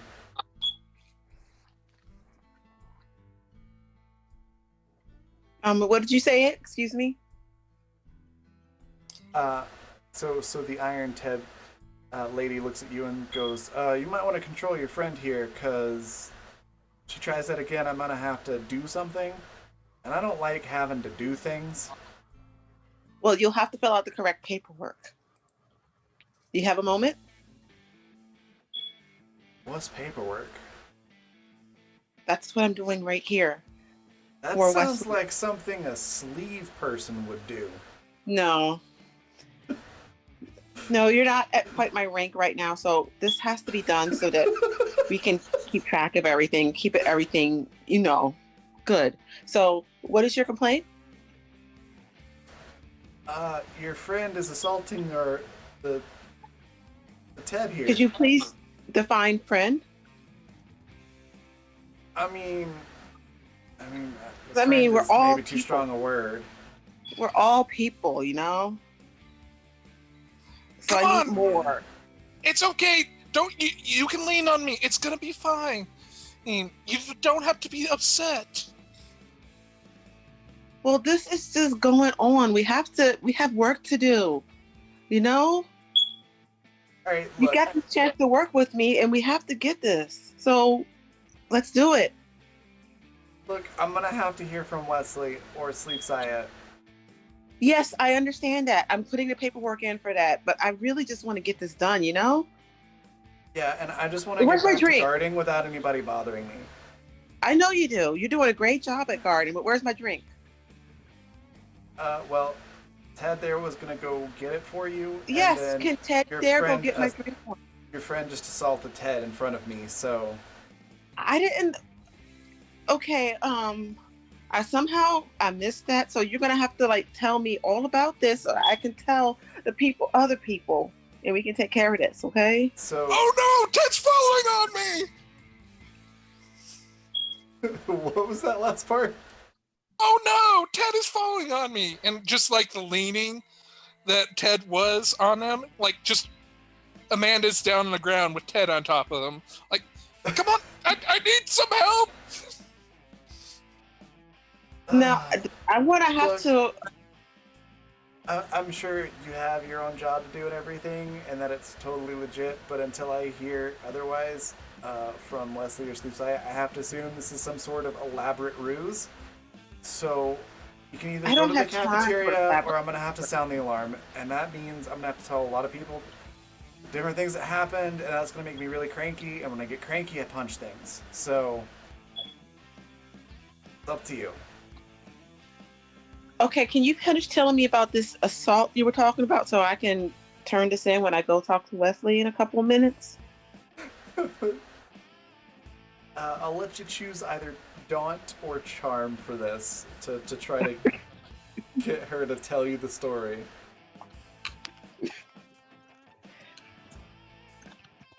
Okay, let me pull up the sheet on this tablet.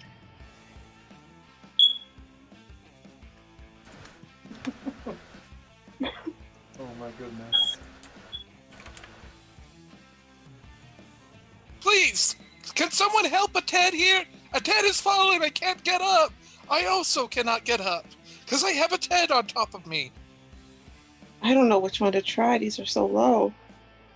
Hey, Raven, would I have found my things by now? Yeah. Hey, So- Can I hear this commotion? yeah, I think so. Do I get the 2 things I asked for? Yep. So Huh? you found a dog whistle, and yeah, it's like a gold Ted coin. Mm-hmm. It's like a gold coin with Ted Jr.'s face on it. That shows that you are a a gold level Ted. Right. Allison starts wandering and is like, what's going on over here? Why are you on the ground? I have a Ted on top of me. The Ted was Get not up. feeling well. The Ted is on top of me. The Then Ted push is him clearly off. bigger. He Ted is Grant clearly is bigger just- than me. So? He's actually not that big. This He's has kind of been going scrawny. on for a while. He's like, I don't feel Weren't so you guys good. gonna go and look about getting stuff done with the vehicle? Yes, but this has been going on for a while. What? Can you- This behavior right here, as I point to Amanda being weird? She Yes. has a They're trying to giant get yo-yo. They're trying to get into the motor pool. They don't have proper authorization. I've been trying to tell them that. and Yeah, they then- should have they should have authorization. And then, like, What authorization do you think they need? it's you gotta have authorization from Wesley, Sleeve Saya, or a gold level Ted. Oh, well, I'm a gold level 10. She pulls the token out of her pocket. All right. I'll let you do speech or charm for this, whichever one you'd prefer. I am taking into account that you have the coin, which makes this a lot easier. Let's see. Speech. Charm. And MJ's still in character. She's writing this down. That's amazing. Ted, I'm going to try. I'm going to use that crit. Okay. I'm going to use that crit. I'm going to try to push you off, Yeah. Ted. I hope this doesn't hurt you. Undercover working with Wesley. They're with us. So the Ted grunt just kind of is pushed off and rolls over and is like holding his stomach, like, oh, I don't feel good. So the security guard Ted looks at you and goes, oh, okay. Why didn't you just have your friend come over here? Because my friend was busy. Okay. Well, yeah, if you got the coin, that's cool. And she just like grabs this very heavy like roll up garage door type thing, but it's like wide enough to fit a full size airplane, so it's heavy. She just grabs it and just yanks up, and it just flies open. Like, there you go. Have Ted, fun. Ted, would you like me to try something or just leave you laying here? I don't think I want you to touch me again. That's okay. Like, I won't be any more help. I won't try to help you at all. And then just follows MJ. MJ Ted- just looks really upset, like disappointed. Ted Grunt just sort of stumbles off towards the cafeteria, which I think is a good point to head back over to the cafeteria. So Wesley, about this point is where when you're walking in, you see Jebediah, who at this point they've handed you a tray of food, Jeb. So you've got the mac and cheese with the sausage, and Okay. Wesley, you also notice there's like a big gathering of Teds in the kitchen, and you hear Lula May talking. Do the Teds? Does everyone sound alive? It doesn't sound like a brawl or anything. No, it doesn't sound like a fight. Okay, I'm sure that's fine.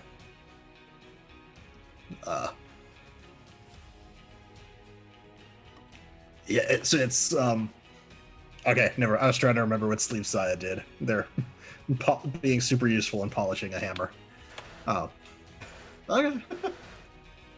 I guess I'll sit. I'll grab a tray of food if one is available, and I'll sit with Jeb.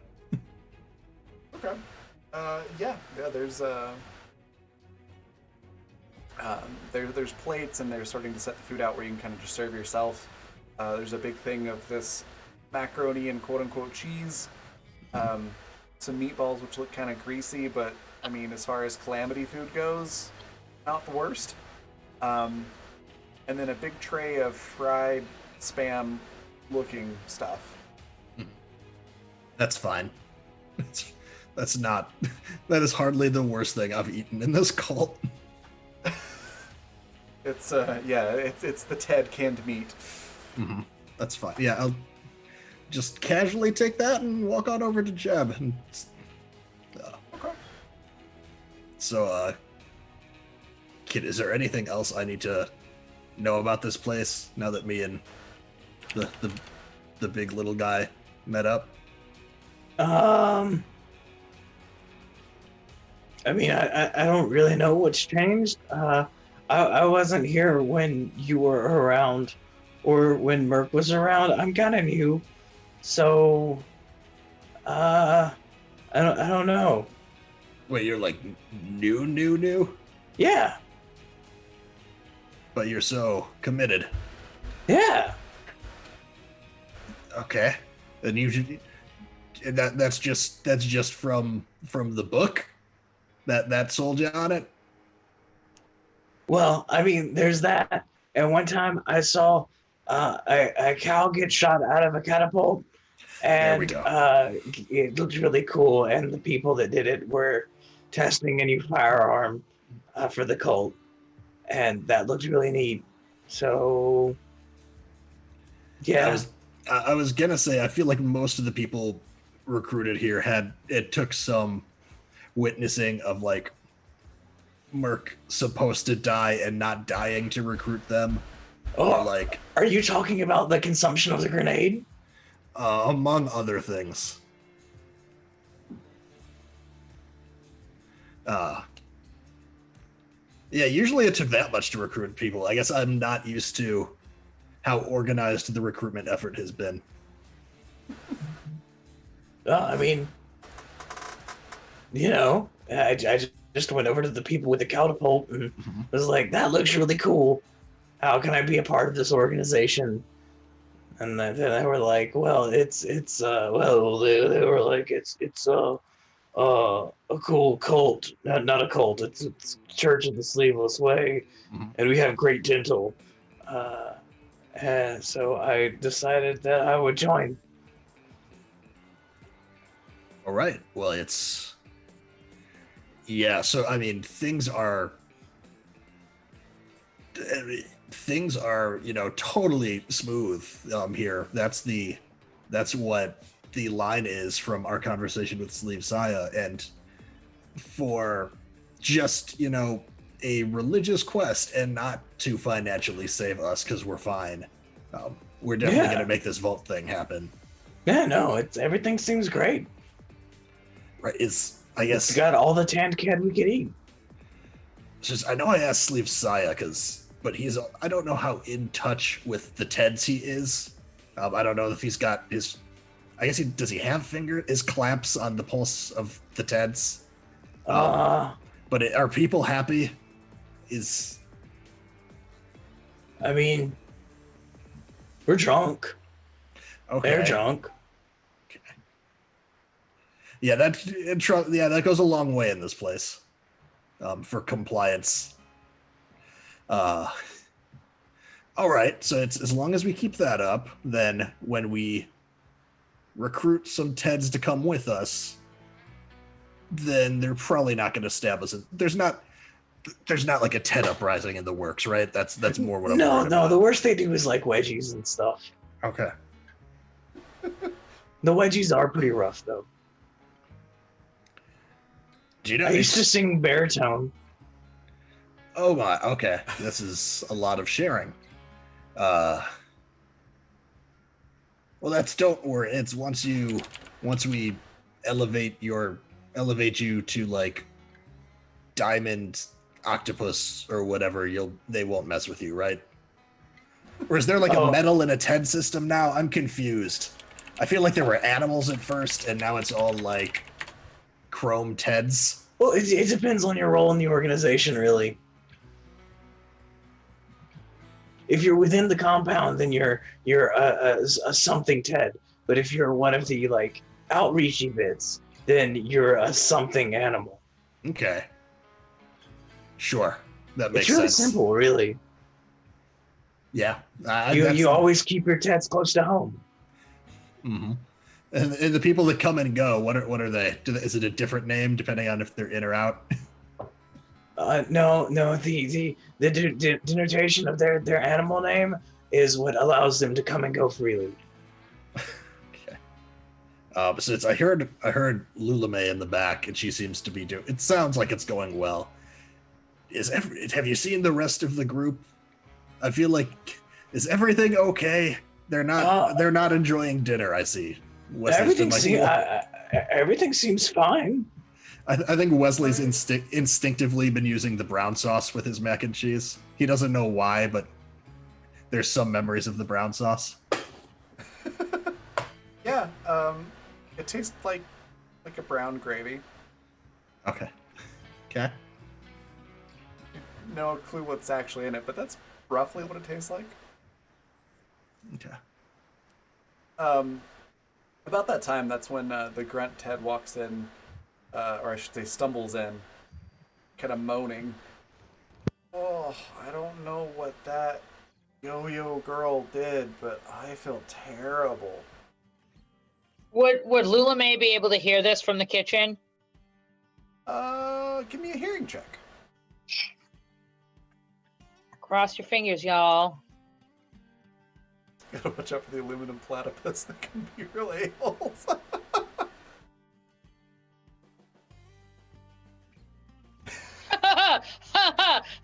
I'm gonna go with no. So right about that moment, you hear something, and you go to listen, and there is a loud explosion sound in the kitchen. As it turns out, someone has put a can of macaroni and cheese directly on a burner without opening it, and it has exploded. And now there is macaroni and quote-unquote cheese, hot macaroni and quote-unquote cheese, I might add, everywhere. And several of the Teds in the kitchen are obviously exclaiming some choice expletives. And it's just like all over the wall, and everybody's ears inside the kitchen are kind of ringing. Wesley and Jeb, you hear the explosion in the kitchen. Okay. Wow, So I guess dessert's gonna be ready soon. Like, Lulame immediately goes into like kitchen mom mode. Like, it's not like she's kind of had to play this part in her like lemonade lady days, so she immediately is like, okay, Ted, and she's giving them all like pet names. She's like, Ted with the ears, I need you to turn off that stove. Now, Ted with 9 fingers, we're gonna keep all 9 this time, sweetheart. Okay, don't have any more to lose. I need you to get me a rag, maybe one that doesn't have too much viscera on it this time, sweetheart. Okay. And she's like gonna sort of like wave the smoke out and like starts like busying around, and like, you know, Ted, wonky eye, please, if you could help Ted with distressing backstory, perhaps find a bandage of some kind he might be able to use. That cheese is gonna burn. Now, Ted with the weird relationship with, I don't, pasta sauce, if you could run some water. Ted who, you know, found a way to be space libertarian, if you could also get some water. And she's like got all these like names for them. She's like, and they're not related to like their actual things. And she's like sort of directing the show and like getting the Teds to like clean up the kitchen. Now, y'all, we may not have sleeves, but we can't have cleanliness, because cleanliness is next to what? And they all say sleevelessness, of course. I was about to say sleevelessness. Yes, that's right. Cleanliness is next to sleevelessness, okay? We cannot prevent mistakes. We can just pick up after them. Very good, Ted, with a very interesting selection of teeth. Thank you. You inspire them, and they get everything cleaned up surprisingly quickly, including themselves getting you know, cheese burns patched up and whatnot.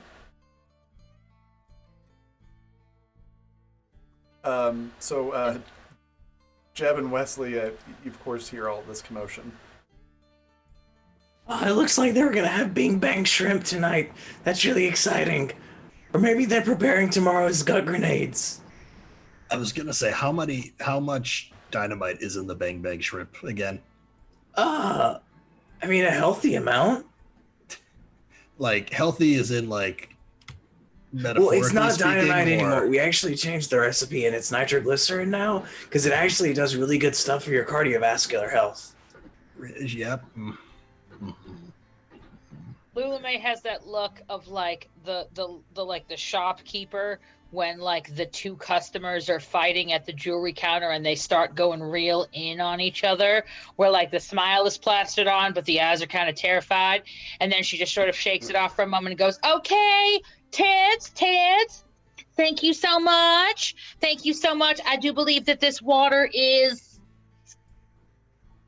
better looking, we'll say better looking now that it has boiled. We're going to mix up that lemonade just like I told you. And she's going to lean over and say, like, sort of like, look at Wes and be like, what the hell is going on here? Like with that specifically, because that seems that's not abnormal. That's pretty standard. If any hell, this is actually. Did they clean this place up since I was here last? They cleaned it today, which might be the first time since the Big Bang and the creation of all known material in the universe. And she kind of like looks at him as if to say, like, what the hell kind of cult you been running here? Yeah, that's. Yep. Mm-hmm. Like, listen, sweetheart, like, do you think that, like, Danco, I just, like, forgot about my, like, guns that shoot swords out of the goodness of their heart? I want one Darling, of I those. had to sort, like, I mean, there are administrative duties one has to do in this world that have just been laid to waste here. And she's gonna, like, busy making, like, this huge, like, vat of, like, just regular lemonade. Nothing, I mean, if they want to put stuff in it, there's, like, an option, right? Like, it sort of is like a make your own death beverage bar, right? Destroy your own esophageal lining as you would like. And she's just sort of like busying with like that sort of stuff. She's like, we are welcoming back a, mid-tier, right? Like mid-tier, think that was perhaps a bit disingenuous, but I'm not going to let it slide. Mid-tier member of the sleeveless brethren. We must have some. We can't just have like cans of I don't know what lying around. I'm like lower inner circle or outer inner circle at the very least, like periphery what is this, a of. Damn onion, I mean, I wouldn't eat any onions if you find any. sweetheart. I may not eat for the rest of my natural life after being in this kitchen all day. That's a good instinct. That's a good instinct. And so, yeah, she just sort of is like trying to prepare because she realizes that like the group's like continued existence relies on, in this moment, staying on the very good side of this particular group of people. So she's just gonna like roll out the red carpet here. Go ahead. Sorry. Yeah, I was just gonna. Just keep yourself safe.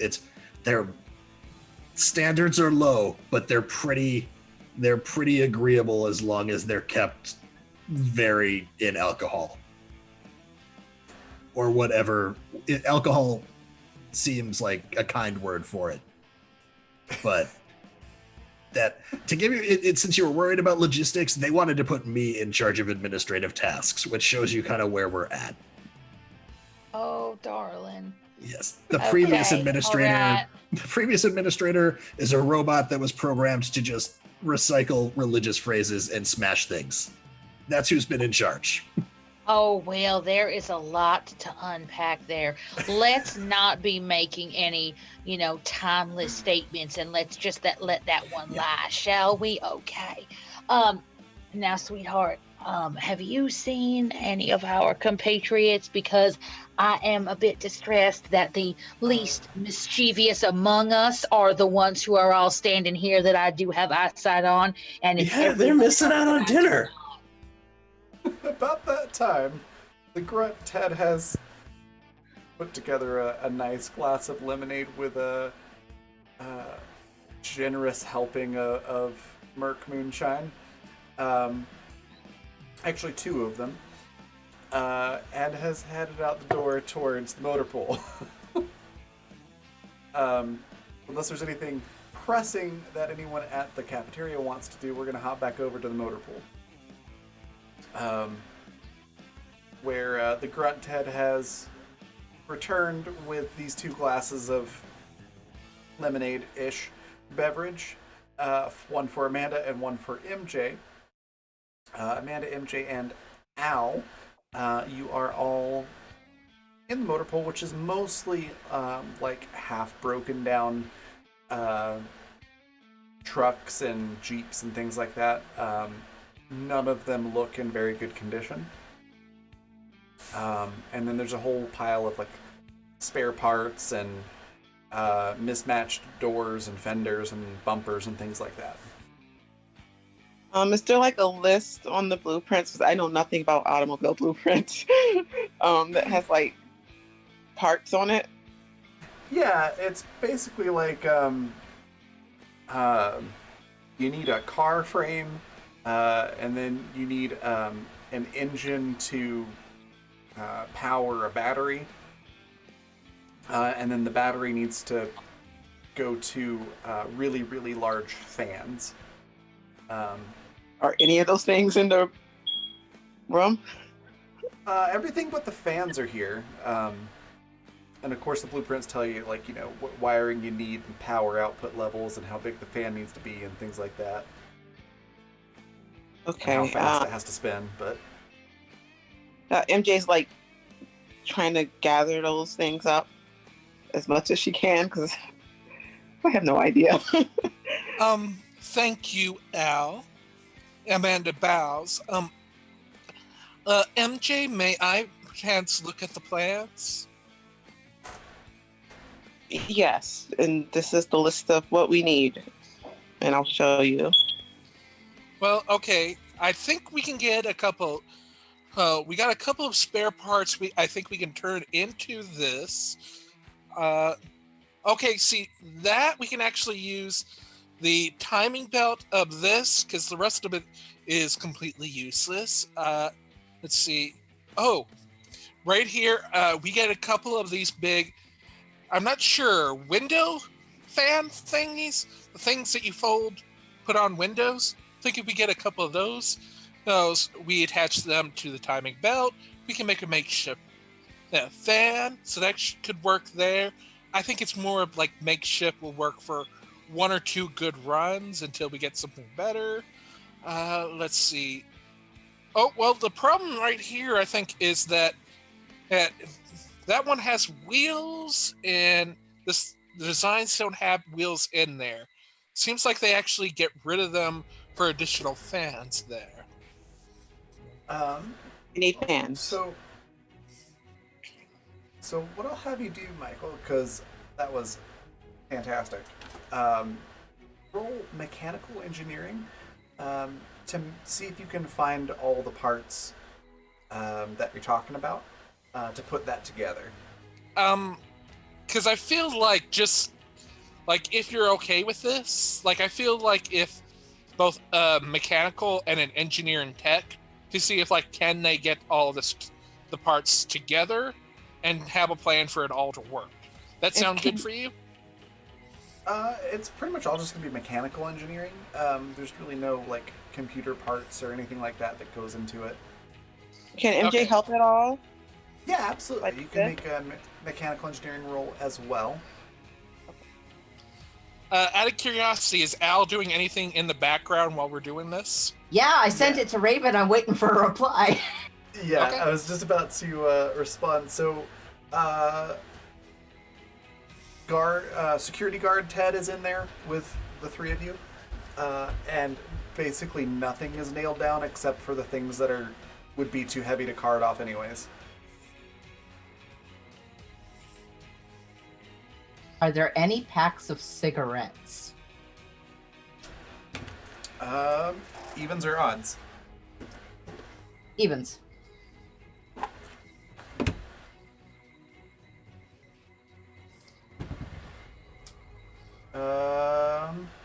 No. There are no cigarettes. In here, at least. There might be some somewhere else in the compound. Ooh, I believe we can replicate that if we break down that cart. Ted, are you okay with us breaking down this cart, or do you need it for something? It's approved. Okay.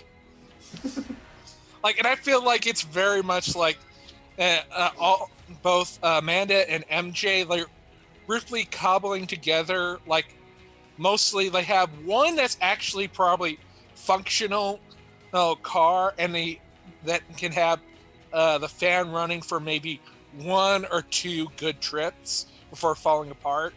And What was the role you said you needed for that, Raven? The Mechanical engineering.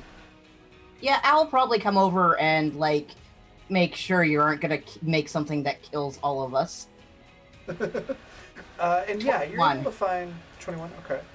And yeah, you're able to find one of the Jeeps, or actually we'll say a truck, that the transmission's pretty much shot, but the engine works, and the engine running is pretty much the only part that you really needed, because you don't need the wheels. And that would be a good base for your flying machine. And then with the 21, let's see. Oh, was that 21 from you, Michael, for the mechanical engineering as well? yes. Okay, so we've got 21, 14, and 21. Yeah, you're able to get a decent start on it. You're able to start pulling off the parts that you don't need off the truck, and pull some of the parts that you do need over to it. But it's going to take you, 2 or 3 days probably to build this thing. If you're really working hard on it, spending most of the day on just that. I wonder. But you're off to a good start. Before we get any further, I know getting at one big vehicle would probably work well. I think we could also make it so that we have one quicker vehicle, a single person instead of a full van equipped it.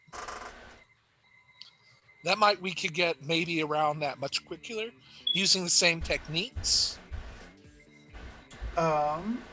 Meaning the vehicle's faster, or it's faster to put it together? Faster to put it together, because it would be instead of a wide frame, it'd just be essentially a go-kart equivalent of it. It won't take you. It won't be that much less time, because you still got to put all the basic components together. It's just more or less the size of the components that are different. So it would take a little bit less time, but not it wouldn't shave off half a day or anything like that. It'd just shave off maybe a few hours. Could we get any of the Teds to help us? Now that's an interesting idea. You can certainly try with Al's golden Ted token there. That could be useful. Or you could go talk to Wesley, who's basically in charge of this whole compound now.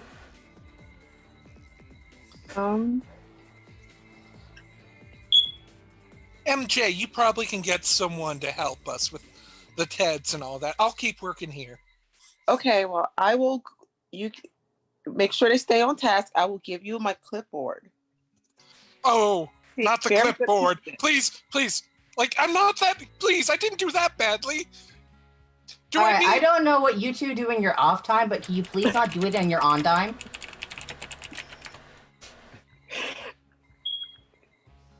Yes, I'm going to go talk to Wesley about getting some help with this.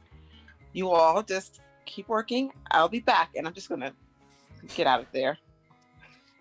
Yeah, after you leave, Amanda gets close to Al without, just so that they can quietly enough to that only they can hear.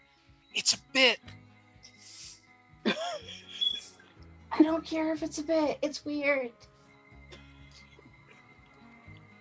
Noted. I'll do a better bit next time. And then just gets back to working. Al, as you're looking around, you do spot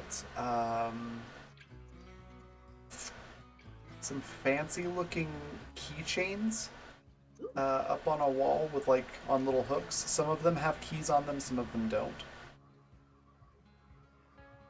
She takes off her sniper rifle and uses it to get the key off the hook.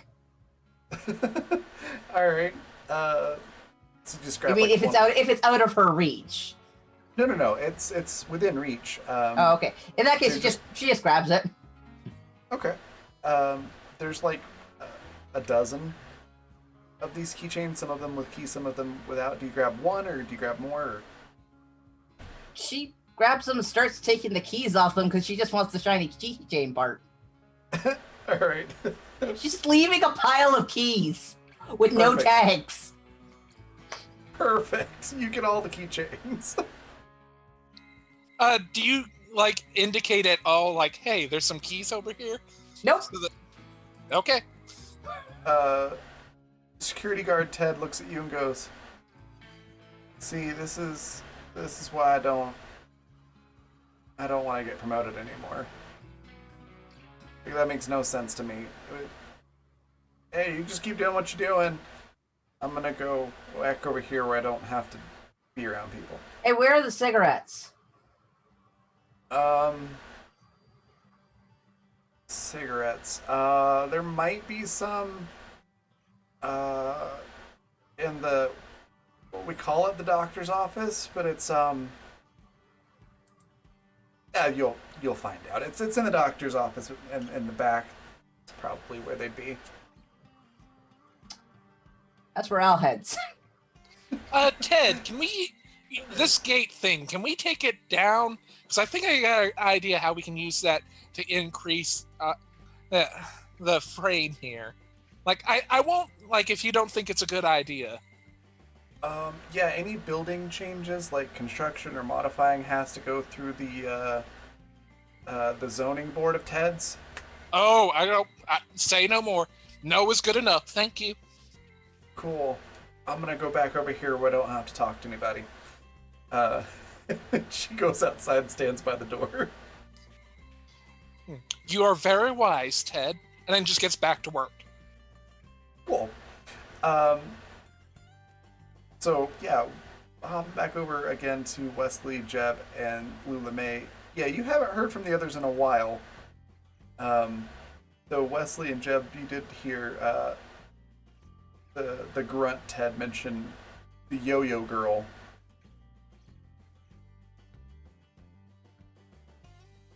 Do you go looking for your friends, or what do you do? Well, I haven't heard gunfire yet. How many keychains were there, by the way? A dozen.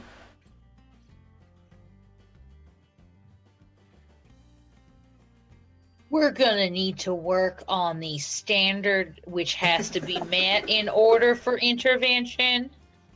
We're gonna need to renegotiate that a little bit. You're saying pre-gunfire, intervening before that. That I'm not. I don't want to put pressure on you. I want to respect your boundaries, but I just want to open the possibility for a dialogue about intervening before we're in the position of taking off sleeves and reattaching limbs. See, I think that's probably the issue there is I've just been around a group too much where setting things on fire and tearing limbs off is the first line of conversation. So there's not really a point to jump in before there. Yeah, we could shoot for different. Yeah, Wes, I do think with your ingenuity and daring nature and my self-preservation and desire to stay alive, we may be able to turn this into a more profitable venture for both of us. And she kind of looks around, maybe not have to eat a grenade. Oh yeah, it's. I mean, just the one guy did that. Just I feel, and it was at first it was for that talent show, but then I feel like he did it a few other times just for fun. Yeah, I feel like that's not the type of thing anybody does successfully once, more than once. You know what I'm saying? Like I feel like that is a grand finale, like in the bigger sense. But now tell me what would happen if we were to imagine a world where pre-gunfire discussion went on here? What might that look like in a place such as this? I think that would be a big change for people. Not that they wouldn't be amenable to it. It seems like that is a very efficient group of Teds you seem to have working there in the kitchen. They seem to be responding to what you're putting down. I think that, if such changes were to happen, I think the main threat to those would be whenever the big guy shows back up to regain control of this place.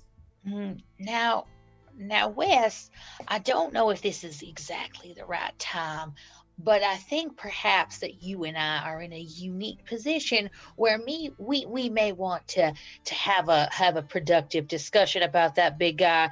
But we have a friend here who threw yo-yos at like a helicopter-esque vehicle, and perhaps we may have some more immediate concerns. Oh yeah, are you talking about a coup? No, darling. No. I'm talking about Amanda, and sometimes, she's a darling, just the sweetest little thing, and they sometimes, I think, may have a communication style that may be misunderstood, and I want to make sure that our darling is being heard in a way that respects her needs and doesn't get us all murdered and turned into next week's menu. Yeah. It's hypothetically. They were the general board meeting that I got was very much hold on to any bodies because there's meat and money in that. Yeah. Jeb, can you navigate? You know the compound. Can you help us? Let's go find the others before anyone gets accused of sleeve talk or anything like that. No, okay. We will not tolerate any sleeve talk, y'all. We took our vows. Very bad. We will take them very seriously in my presence. Thank you very much. Oh, yeah, she sort of like directs the Teds, and she like gives them like now Ted with the with the journal that nobody knows about under your I'm sorry. Sorry. I'm gonna need you now. Remember, when the bubbles happen, if it starts eating away at the pot, it's bad. If it just keeps bubbling, it's good. We talked about that, and she kind of like directs them and gives them like very, very, very clear descriptions of like very simple, basic tasks, and says, "Remember, now, Ted, we don't put our hands in our pants when we're dealing with food. Thank you." Guard that table, make sure everybody has what they need. We're going to be right back. We're going to have ourselves a little get together. It'll be delightful. And she sort of like takes her her kerchief out of her hair, and she's like, "We got to go get Amanda. I have not heard from that little darling in a hog's age, and we got to make sure that like I didn't just put her in somebody's meatloaf." No, and it's all I'll say is if you name the Teds, it makes it a little bit tougher when they die. Oh my god! Do with that what you will. I mean, calling them Ted is kind of not really an efficient logistical strategy for us. If we have a long-term growth plan here, we are going to need to advance. I have a feeling we'll have to start working on like some mission statement and organizational goals. I think we've been sorely lacking in those, but we should probably make sure that we've still got the same number of people we came in with before we get into that. Above the table, I love a mission, vision, values, and goals conversation. Yes, I am here for this. 3 sessions later, we finally got done the corporate retreat and are back to hunting the vault just in time for Thanksgiving. Yes, we find out that we didn't really need to vault hunt. You just needed to make some organizational changes, and we were back in the black in the money I think perspective. The real the vault- treasure is the Teds we met along the way. Yes, thank you. The vault was in our hearts all along. But speaking of those who are not with you currently, who you've lost track of, thank you so much, Michael, for that $8 donation for 3 plot points. Amanda finds a helicopter rotor without the blades, but with a lot of empty, flattened beer cans attached to it. Yes, Amanda, as you're milling about, you push over some old car doors, and underneath of that are 2 of these helicopter rotors. It's just the middle part, and then where the blades seem to have been broken off, it's been replaced with flattened beer can blades. Well, this might work in a pinch. Get some. I think maybe it's. At least these corridors, they will make for excellent sledges for landing underneath. All of this great potential here. Fantastic. Your fault was the tense middle of it, yeah. Okay, so do you all head towards the motor pool then? 'Cause as soon as you leave the cafeteria, you'll see the motor pool door is open and hear clanging and things like that. Sorry, go ahead. Where did MJ go? I presume you're still in the hangar motor pool area. Oh, she was leaving when they told. Oh, okay. Were you heading to the cafeteria then? Yeah, or just towards okay. where she could hear people. Yeah, that'd be the cafeteria. So never mind. MJ comes in to the cafeteria. As you're talking about finding everyone who's not here. Okay, see, I figured MJ would still be alive. I mean, if not that I'm discounting anyone else, but if we were taking bets. Lula May looks like deeply concerned that who she considered to be the least likely to get murder faced out of the 3 who were missing is the one that's back. So, like, if we're looking at this from a Monty Hall problem perspective, Nick's just got she's like, oh, darling. She sort of gets MJ and is like, oh, girl, where's Amanda and Al? They're in the hangar. We need Wesley to get some Teds to help us build this flying car. Oh yeah, sure. Oh. It's apparently I could just make them do whatever we want now.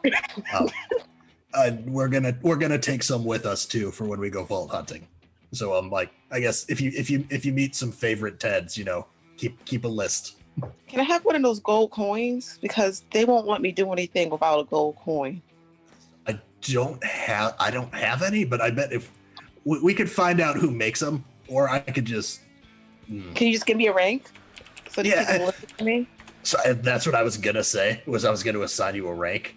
Okay. But part of me, did the kid leave a book with the different ranks? I feel like if I give you the wrong rank, things will go badly. Well, the guards were iron Teds, and I guess the gold Teds are in charge. I don't know what the other Teds are. I was just playing along. Maybe you could be. I had a clipboard. I hold up my clipboard. They seem to take that seriously. Yeah, what's higher than a gold Ted? Would be a platinum Ted. Okay.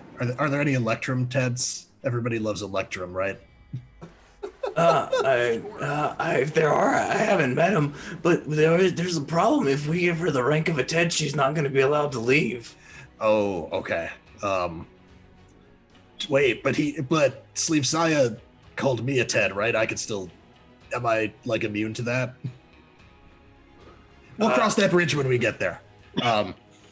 So Animals. What are some high-ranking animals? What do you aspire to?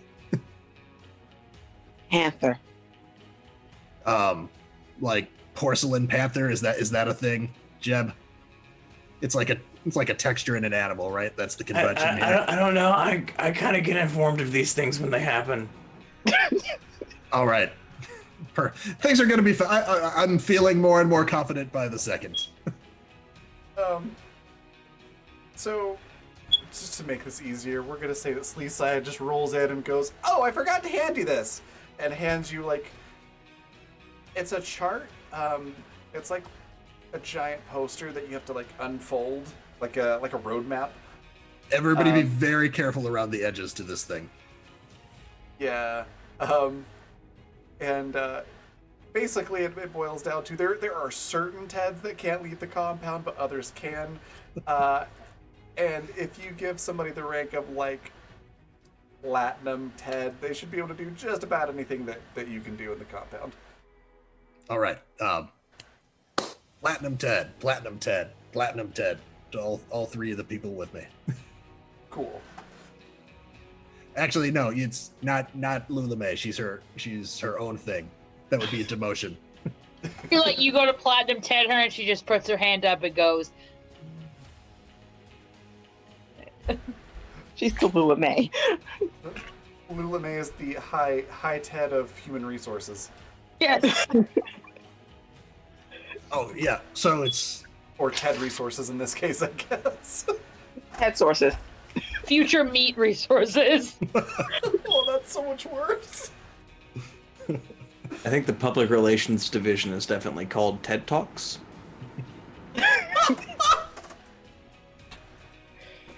Is there an inspiration system in Fundamental, and can we make one right now? There is not.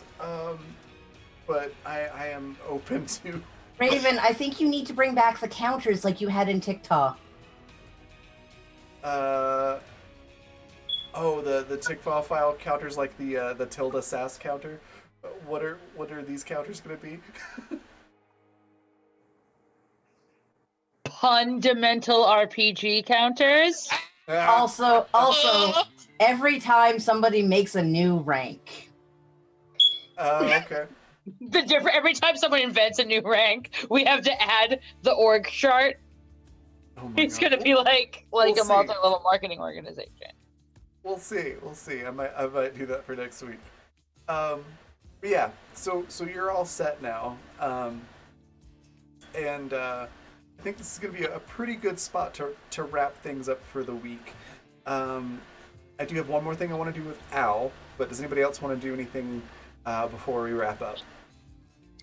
I just think it might be funny that Wesley actually he sees what Amanda's working on and sees like they've actually had modified their yo-yos, that the shield thing they had basically made into like an omni tool, and are essentially with the shield are kind of like doing the melding of the metals of things. All right. Okay. Well then, Al, you were looking for cigarettes, and you were directed to the back of the compound, which was called the doctor's office? Question mark. Uh-huh. Okay. Do you head over there? Yep. Okay. As you head over there, it's a medium-sized building. What you'd consider kind of small for like a modern doctor's office in real life. Can't have more than like 1 or 2 exam rooms and maybe a waiting room is your thought as you're looking at it from the outside. As you walk in, you can see that there is no waiting room. There's just like, it looks like this is supposed to be a surgical bay, but it's pretty used. We'll put it that way. Does not look sanitary. And then you notice that there's an exam room to the left. And the door seems to be cracked just a little bit. Cool. She walks in there. So you hear some noises. Okay. As you open the door, the camera does the sort of like pan, zoom, stop frame thing as you see a really, really tall, buff-looking dude in a like a doctor's lab coat, except there's no sleeves, so it's like a lab vest. And he's got a pair of like, you know, the tongs that you use to take like logs out of the fire. Yep. It's kind of like that, but a little bit smaller. And he's pulling a tooth out of this guy's mouth, obviously without any kind of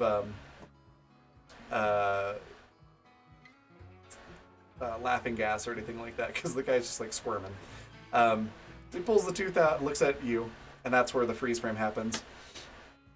And for the audiences, There is just no facial expression to this at all.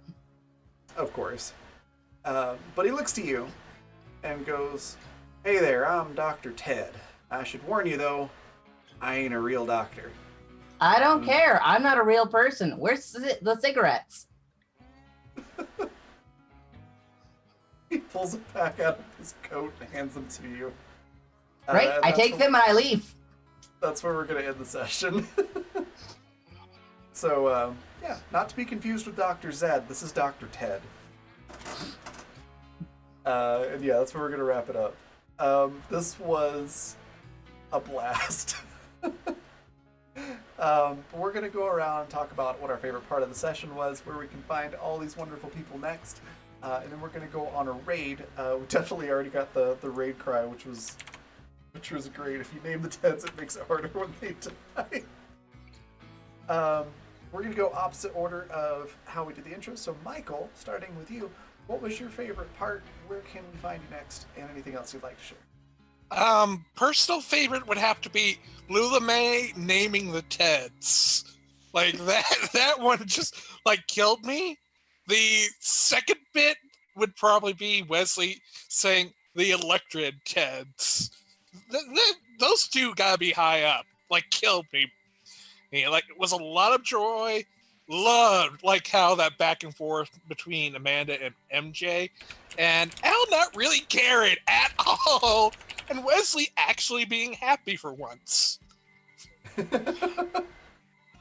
I'm Michael Wayne. You give me a clip, I'll give you a GIF. Remember, we're all in this together. I'm pulling for you. Fantastic. And real quick, happy birthday for tomorrow, too. You said tomorrow's birthday? Happy birthday. Next, I see Historian. What was your favorite part? Where can we find you next? And anything else you'd like to share? Oh, wow. So I am IC Historian, all of the places on the internet that I have any interest in being found. You can find me here in a week, because this is pretty much what I do. In terms of internet stuff, if you follow me on Twitter or anything like that, be prepared for me to talk an awful lot about history and history education, and interact with many of the lovely people you see showcased here. I think my favorite part of this evening is that now that we've sort of settled into a rhythm, it's the like building relationships that are starting to blossom. I never had any interest in Lula May becoming a cult adjacent individual, but apparently that sort of is what happens. You know, I mean, I said when I like was thinking of the character that she's very practical, like a very much like I'm going to do what needs to be done, and this is sort of what needs to be done. So this has been very fun. It's been kind of a challenge for me from a performance aspect, but I really appreciate that. And obviously, like having more time to interact with all of my castmates in character has been really fun, and I'm excited to see where the different threads that we've picked up go. And yeah. I love that Lula They May answered all the already questions. has like people she's suspicious are going to get into trouble. Nobody's ever ready for the cult until the cult comes knocking. Well, Yeah. I don't know if Lula May is exactly wrong. I'm just saying. I think with this campaign, and even the last one for this series, it's sort of like some people are born into cultists and others have cultists thrust upon them. It seems to be more the latter. Heavy is the head that bears the cult. Yeah. But bare are the sleeves. It's true. Bare are the There sleeves. are the arms. I guess. I don't know. I'm very Maple says it's hard not starting a cult in desolate wastelands, right? fair. Anyways, we're gonna hop on over to Alex. What was your favorite part? Where can we find you next? And anything else you'd like to share? I don't know. Jebediah just like cracks me the fuck up. Watching Lula May like go full on like the best way I can think to describe her is she's the person at like the big potluck social that is making sure people don't set themselves on fire while barbecuing.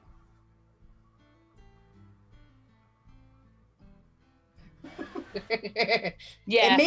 My dad set the barbecue on fire. I walked away for 5 minutes, let him watch over it so I could eat, and everything was on fire. Don't know how he did it. Anyways, but yeah, that's very, very much how Lula May comes across. Wesley is desperately wanting to hold on to a sense of some sort of sanity because he's realizing he's the experienced one here. He can kind of control maybe the flow of this narrative. Maybe.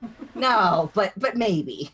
And then fucking Nikki and Amanda, and just like, Amanda, stop spoiling for a fight. A fight will find you. A fight will find you. I know, and I can't wait. Yeah, so I'm Alex. I'm Agent Boss on Twitter, where I do Canadian hot sauce vampire over on the Discord for the server. I post art. I reblog shit. I'm kind of quiet. Awesome. Next we've got Pat. What was your favorite part? Where can we find you next? Anything else you want to share? I loved essentially both of the splits for the group. Like the group outside of the vehicle section, just clearly launching into this plan and then not quite knowing where to go with it from there. Like, this is not going how we thought it would. How do we pivot with this? And then in the cafeteria, just getting to riff with Lula May on how to actually like convert this cult into a functioning, more of a functioning cult than just the mess of explosions and cannibals that it currently is. And then in my head, knowing that the moment that the actual cult leader comes back, it's all gonna just collapse on itself. Yeah. But yeah, I'm Pat. I'm a Tactric on Twitch and on Twitter.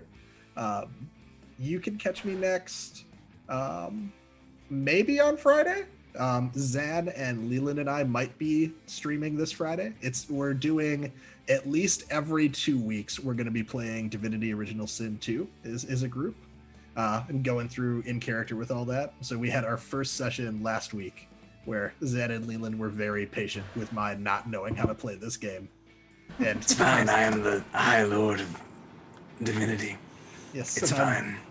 I apparently need to learn to look where I'm standing before I cast lightning all of the time, because I'm always in liquid, apparently. That's the thing. And if, besides that, you could catch me Saturday night on Polished Cryptid's channel, playing in a Apocalypse World miniseries. Awesome. Next we've got Nikki. What was your favorite part? Where can we find you next? Anything else you'd like to share? I had two favorite parts. One of them was when they went into the kitchen. It was like a complete disaster, and they were expected to eat food from there.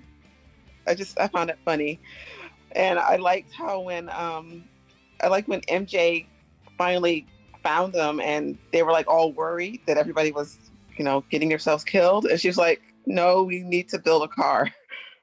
That was great. And I'm on this channel on Friday playing School Days, where I play a superhero teenager named Star, and she's like always stealing snacks. And I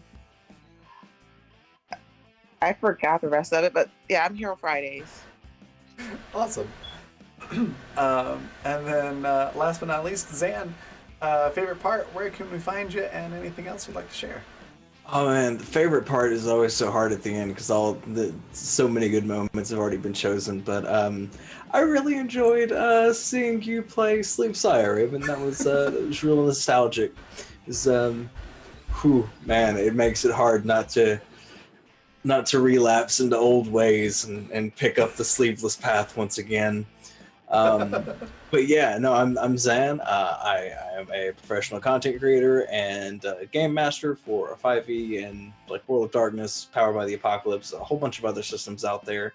Got my hands in a few other pots right now too that I should hopefully be able to disclose more about maybe next week. And yeah, no, this is always great. I guess the next place you can find me, like Pat mentioned, possibly on Friday on his channel, where I will be setting Pat on fire for probably the 5th time, and after that, yeah, I think this is my bye week for most of my games. So I don't think I'm really gonna be anywhere. Oh shit! You can catch me later today, I guess in like 6 or 8 hours over on Polish Cryptid's channel, where I'll be doing a tavern talk about something where we talk about tabletop games and stuff. I'll be on there with Polished and the delightful Ramen Fox. And yeah, you can find me at twitter.com/insanityttrpg or my website insanitygaming.com for all your insanity needs. Fantastic. My favorite part, well,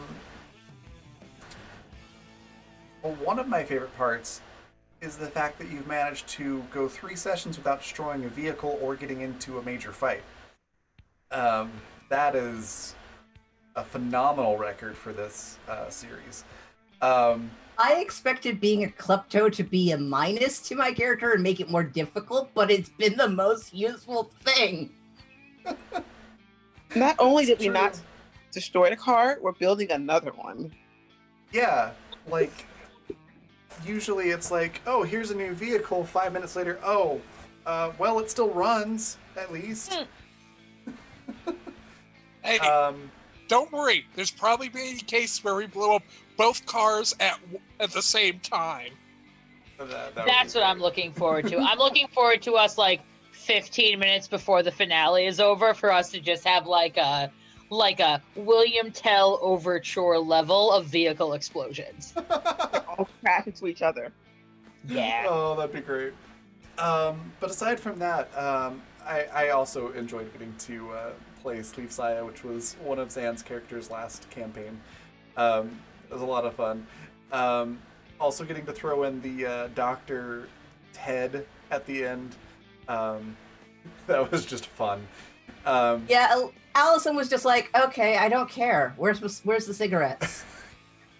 I just don't care about any of this. I have one thing I care about, and none of it is this.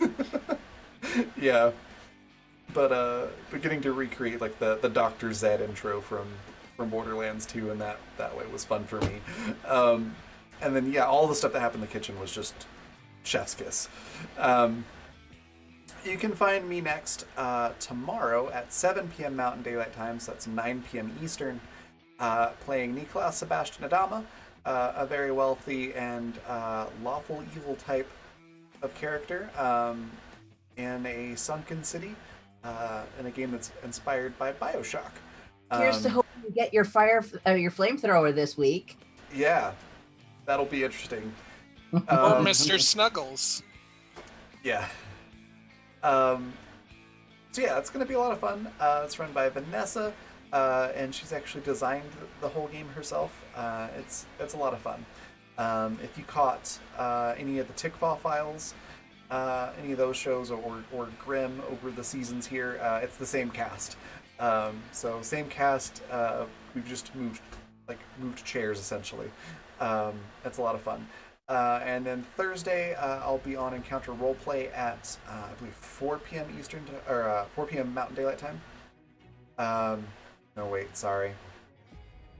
I see the times mixed up. 2 p.m. Mountain Daylight Time, 4 p.m. Eastern, I think is what it is. For Sword of Kalis. That's over on Encounter Roleplay, and that's going to be the penultimate. It's going to be exciting. And then we got more stuff on Friday and Saturday as well.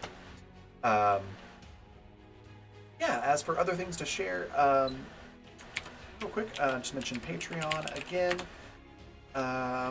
Should be there in chat.